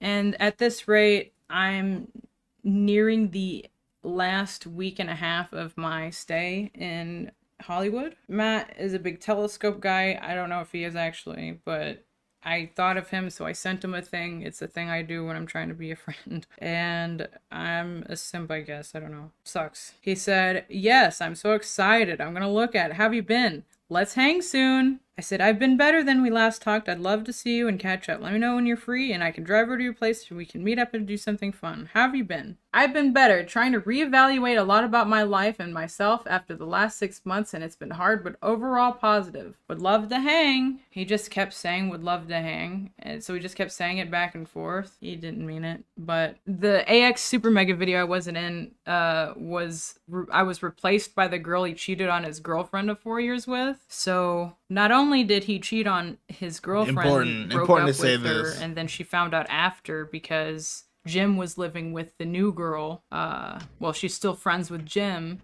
Like, they're both friends with Jim. He also takes a break with the new girlfriend he's with to basically solicit a sex worker girl that he was into to come live in LA and move from like across the US before he decided that he wanted to go back to the girlfriend that he was just with. So if I were him, I would probably be reevaluating my life as well. I understood so much when I learned that, because if not for that, I wouldn't know what the fuck he was doing the whole time. He was like, I'm busy. I don't want to talk. I'm doing stuff. After September, I kind of get out of LA for a while. I lost my wallet around this time. Didn't have a wallet for a long time. So I had to plan a drive back to... no way. No way she's getting robbed like 3 fucking times and losing her wallet. Come on now. Come on now. It's crazy, man. Literally everything bad could possibly happen is happening to this woman right now. It's just like... It's such an insane video. Nashville, because I tried to reorder my like a temp ID from Nashville and it never arrived before the Airbnb was up, so I just didn't have any choice but to drive back home, which is fine, but because at least I had time to plan it. But that was interesting. I had to drive from LA to Nashville. It's like 2,000 something miles with no ID, so that was fun. But I don't know. I feel like that's mostly important stuff. At the end of the day, me talking about this isn't for a gotcha. It's not for like a woe is me. I'm just talking about stuff that happened to me because it's important to me to get this off my chest. I've been holding on to this weight for over a year for no reason. Why does it have to be on the internet? Why did you have to make a massive video about it? What? This doesn't make any sense. Talk to your friends. Talk to your therapist. Why are you putting this online? Well, what friends in it? Well, yeah, I guess. I certainly wouldn't be friends with this person. It's just insane. Such an insane video to make. And what loyalty do these people have to me that I need to be like, I need to protect them? What did they do? It's not about protecting them, it's about not coming. Or loyalty. Yeah. It's like, this is obviously a video meant to stir up drama, no? You know the result. Yeah, again, there's nothing about the rapist. It's all about these SuperMega niggas. And they didn't even do anything that bad. They were just trying to run their fucking business. Like, they were shitty friends, like, I guess, sure. But they're living in our our fucking our office. So crazy, dude. We gotta get rid of this person living in our office. Let me stay at their place and then made me feel weird about it after they were like, hey, your assaulter's gonna be here when I got there. Like, I don't know. Then they word stuff like, I have to feel like I owe them something. I don't owe them anything. They weren't charging me rent. They said I could stay there. You know, if he didn't like me there, he could have done a lot of different things. He could have just opened his mouth and talked to me. That's what adults do. Contrary to popular belief, adults communicate and are mature and don't just leave everything to text and their employees and act like that's normal and gaslight people about it and gaslight people about like being upset about your reaction to assault. Just what a letdown. Gaslight. Shut the fuck up. Shut the fuck up. And like, I've been carrying all this bitterness for like a year, and I wonder if I felt like poisoned and like I'm dying all the time. Like, I'm not expecting any sort of like response, negative, positive. I don't care, honestly. None of this matters to me except for the fact that I can say this. I haven't been able to. That's not fair to me. Why was that okay that I couldn't say anything? Why did so many people allow that? Why did I have so many? I've been an on and off fan of SuperMega, but genuinely it's crazy to me how they truly don't care about anything but making money. Lex disclosing they never took her assault seriously and making fun of Daniel's suicide is absolutely insane to me. I remember Markiplier releasing several videos on his channel along with the boys and Daniel talking about the Syndigo channel.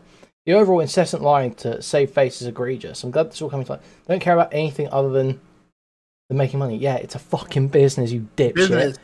Dude, I'm so sick of these little freaks online. Same shit with Doja Cat. Thinking they're owed anything by the people they're fans of. You never made anything in their life. You don't know these people. You are not owed shit. No, we're going to read the Dom response. Friends that were cool with that when they found out what was going on. They were just like, okay, and pretend like nothing was going on. Still doing it. And you know what Matt did before Crater Clash? This year, he texted me, how's Tennessee? As if he's not the reason I'm there. And when I didn't respond, he took me off his Instagram close friends. Bitch, he offered you money. He's manic. Oh, didn't unfollow me. Man. He just like didn't want me to see the stuff he really has to say. Which like I don't care. It's just like so obvious that like what these guys are doing. They do it at the same time. They do the same kind of stuff. They did it to Rav. They don't ever have intentions of being friends with us ever again. They don't care. They're trying to placate us so we don't say anything. Because you know what I found out after Creator Clash? The fact that I didn't talk to anybody. The only person I talked to was Jim, who came up and physically walked in front of me, said, hey, Lex, and gave me a hug, and I hugged him back. And I was like, hey. Because at the end of the day, Jim's just doing his fucking job. Not excusing him at all. It's just, he's not the boss. He wasn't the first person I told. So. Okay, this is the end of the video, right? We can move on from this. Yeah, I mean, what else is coming at the end? She's going to be saying dumb shit. My oven's heating up, so I'm going to go again in a minute to put the food in. But... Okay, let's have a look at Don's response. Let's see what's going on here. Okay. So, I want to start this off by apologising to Lex for any trauma she may feel regarding our past relationship, and to everyone just finding out about us who feels they're being lied to or kept in the dark. Well, they should be kept in the dark. Your relationship is not anyone else's business, for sure. Don't even apologise to the fans. You shouldn't. In regards to what happened during the moment 2021, this is my side as to what happened. Lex and I were invited over by Matt to stay at his place for a week. We'd been intimate since day one, but on the third night I'd asked her for oral sex. At first she said no because she had a cold sore. Later I asked her again, and she said yes, but to be careful not to be too rough. During the internet act, I pushed out, so he's saying that she said yes. Okay. So that's already kind of a shot through. Like, this is a point of disagreement. She says that she was forced to do it. During the intimate act, I pushed down her head, after which she recoiled and told me that I was being too rough. I then profusely apologised, we ended up watching TV and going to bed afterwards. Things were normal for the rest of the week until the trip was over and we went back home. During this time, I was under no impression that anything traumatising had occurred. However, I realise this now that this was extremely upsetting for her. Our relationship seemed to have not changed. We were talking on Discord almost daily and planning future trips together. However, a couple of months later, when we met again during Creator Clash during the trip... Pause. During the trip, me and Lex stayed together in an Airbnb. Noticed that she was growing very distant towards me. I'd asked her about why she was distant, if everything was okay. with her, but I was not given a straight answer. On the final day, she finally told me why she was so troubled. She told me I was too rough with her last time, and I had reminded her of her ex's behaviour. I tried to apologise for my behaviour, and we talked a bit after. The conversation had ended. She had broken up with me. I left the Airbnb to stay with our friends. At the time, I'd contacted Matt and told him what had just gone down. Matt offered to me fly me to LA to stay at his place to figure things out. At his house, I explained to him and Ryan what had happened and the details about the November trip and what she had told me after Creator Clash. After that, I was staying over at his place. Next couple of weeks later, Matt told me that he had made some arrangements for his friends to sleep over at his place. Some like evidence of this would be really good, but like there's no evidence either side, so I don't even know what to make of it, to be honest. Later, Matt told me he had arrangements for his friends to sleep over at his place, moving me to stay at the office. A couple of days at the office had passed when Matt called me and said that Lex was on her way to the office. I was given no prior notice that she was going to be there and moving down to LA. It was at this time I decided to leave to stay with other friends in the area. After a week, I'd flown back to Germany and was then contacted by SuperMega that they were not going to be using my art anymore. They'd cut contact with me and I've not heard from them since. Following this, I decided to send Lex another apology via Discord and got no reply from her. This time I accepted that I was not going to hear back from Lex or SuperMega for the foreseeable future. Okay, well, yeah, this is his side of it. It sounds less bad than she's saying. There's no evidence either way. I don't know what to say about any of it. It's just literal he said, she said. You know, let's just assume it's somewhere in the middle. This is still not justified for leaking all this shit and buying the fuck out of them. Like, there's no reason for that. So, let's take note, because I'm saying a couple of things here. 289 likes, right? Ratioed by travelling and 29 likes. Nice one, bro. Sick ratio. That's okay, we forgive you. Okay. He posted this, apparently, after she tweeted, but he since deleted it and said, that there was no relation to the situation, but I realise it looks in poor taste. Any trauma she may feel, what is that mocking her or him? I really can't tell. Someone says no, then it's no. You don't ask again. Okay, sure. What? But that's just not okay. Lol. Relationships, is it? That's just not how anything ever plays out. Sure, and the women don't even abide by that. Yeah, because that'd be an absurd standard to set. Yeah, they would just like break up. That would just be it. What do you mean?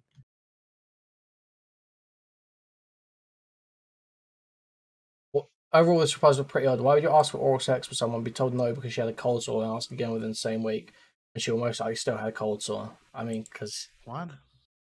And they don't last. How long do they last? Well, I don't know. I don't have herpes, so. It's an absurd premise to accept, anyways. I'm ashamed to have been a patron of yours. As a man, you should know better how to treat a romantic partner. Please, rope yourself. Like, honestly, this is like the women lovers are ruining it. You're just a fucking fan. Frankly. Nobody gives a fuck who you are. Nobody gives a fuck what you think. They have no obligation to you. You're just a loser freak. That is all you are. You're just a trans person. He said no, but I still asked, and eventually she gave in. He asked twice, according to this. Claiming not to be rough, I ignored it and was rough anyway. Bro. Putting your hand on someone's head during oral is not necessarily rough. If she freaked out over it, yeah, that sucks. And it sounds like his response was to apologise and shit. I can't say I'm not disappointed. Hope you learn from this experience, man. What? This is an artist. Why are you disappointed? What perception did you have of this guy as a person? These people are such loser fucking freaks, man. Is this what artists are actually like on Twitter? This is so crazy. These people suck, bro. You're disgusting, dude, for having a bad relationship. Nice. Okay. I ain't reading, but I'm just looking at the fact you're losing. Just accept woman's story with no criticism, no skepticism. I am proud of the fact that I have no skepticism towards anything and just accept bad things people are saying about each other. Don, you probably won't hear from them. It sucks, but you can hear that we all love you. Donny boy, this person sucks too. Even though they're supportive, I still hate them. I still hate them. Your name should be dishonoured to the internet forevermore. Okay, who cares? These are all artists, aren't they? Look at these freaks with no followers. just nipping at the heels, hoping that someone else fucking fails so they can try and take the spot. Asking a second time is a large red flag. It's a red flag, sure, but not proof that anything bad happened. Oh, I disagree. It's a red flag. Later in the week, asking for head again. Are you joking? Wait, was it later in the week? That's what the other commenter said. I don't know if that's what he said. Yeah, that's not what he said. We've I been don't know where the intimate other since guy day got it one, from. but on the third night, I'd asked for all sex. First said no, later I asked again, so it could be later in the same day. That's what I'm guessing.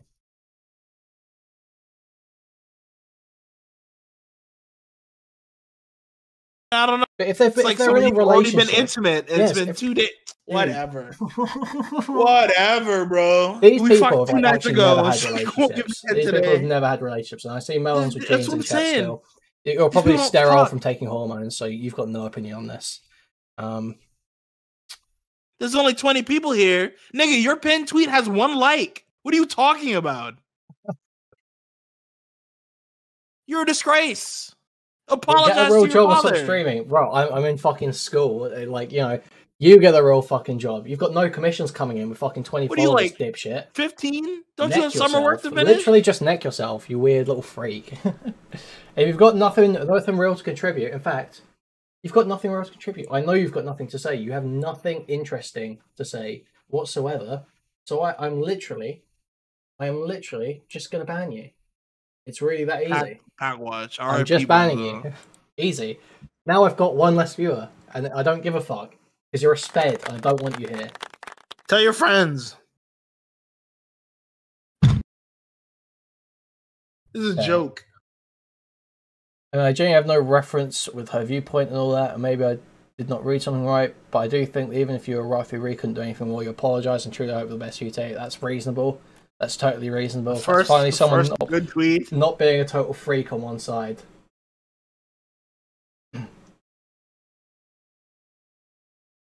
Oh, guys, like, fucking chat, fucking subscribe to the channel, donate to the donation link. We've been enjoying this 3-hour rape review. I haven't enjoyed 4-hour it, to be rape review. honest. Who knows how long it's been going at this point.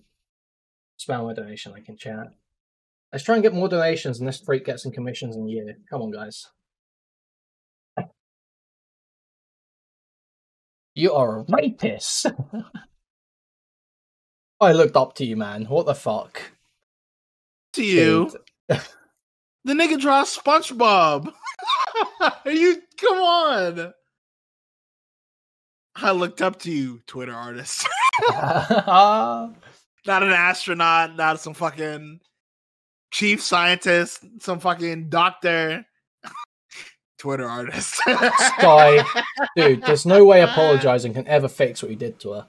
Like, what you did was What did you do to irredeemable her? and can never be forgiven. 4 legs. Sin Juyo. You could have Commission's just said open. you did it and moved on. No, these are completely different. Pull up the art. Pull up the art right now. Where Come is on, it? Kuihman. You click their Which person? link. What do you mean? No, the one before. Oh, which It's one? irredeemable. Open up. That is Commission's that open, one. bro. That is that one. Commission's open. Listen, I was a little delayed. Don't worry. Trust. This Let's is like, go. what is going on Oh here? no! What's that second photo on the median, bro? These are the people, man. No way. Femboy, wait, femboy, no way. No way. Dude, these are all like severely mentally ill freaks, aren't they? No way. Dude, come on now. No way. No way. Enough. I've got to be This is careful silly. because I'm gonna pull up porn. This is silly.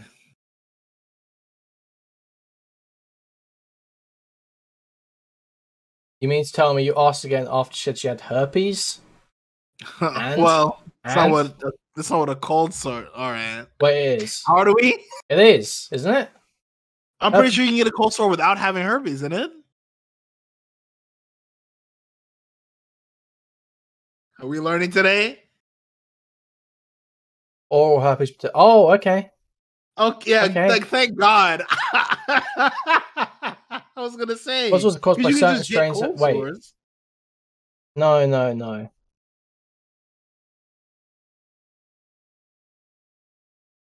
Or I guess in the mouth? It can be a lip blister, but the cold sores are herpes.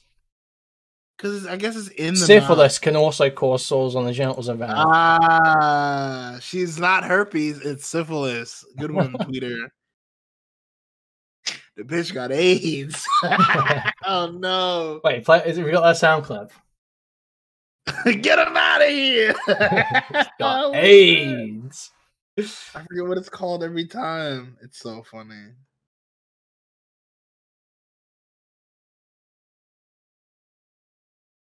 Dude, like, this is like so unhinged. These people have never had sex, I'm convinced. Get him out! They've never had a relationship, they've never had sex. Let's go.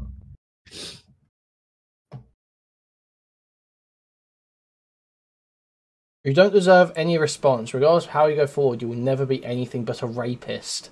Yeah, at least I don't know. Like, I can't see these people as anything but like 14-year-olds. Yeah.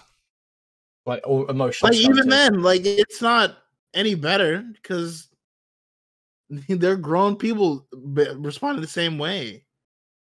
Oh, she said you like raped her, so like you're a rapist. That's it. Sorry, bud. Guilty until proven innocent. Get used to it. Even though you have as much proof for your claims as Lex does, everyone loves to tear down a big mean Holy rapist. man. Holy fucking base. I don't wish that true, but at this Nah, point, I don't think W anyone else in their this guy. replies really cares. W that guy. Jesus Christ. If what he says is true, it's basically admitting to pressure. And how is it admitting to pressure? Ask him twice is not pressure. That's not coercion. That's not coercion. That's not coercion. Asking your boss twice, hey, can I have a raise? No. Hey, can I have a raise? All right, sure. That's a gun. That's a gun. That's a threat. You're fucking pressured. That's true. That's coercion. You're fucked.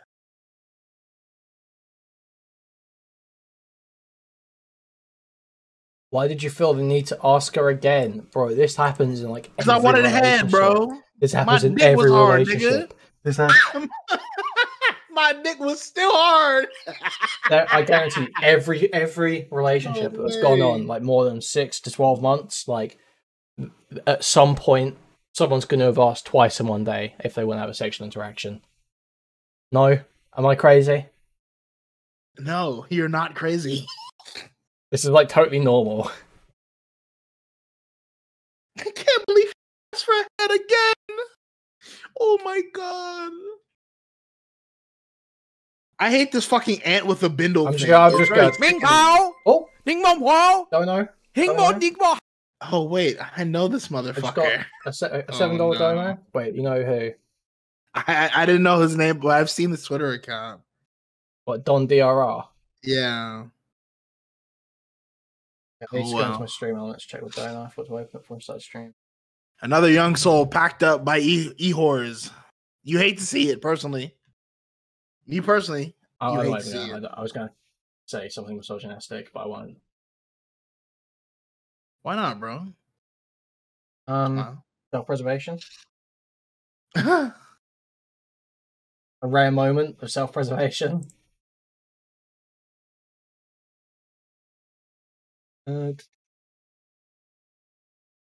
So okay, so for $6.90, tip from Anonymous saying, I will never ask for something for anything twice. For as long as I live, I want women to feel safe.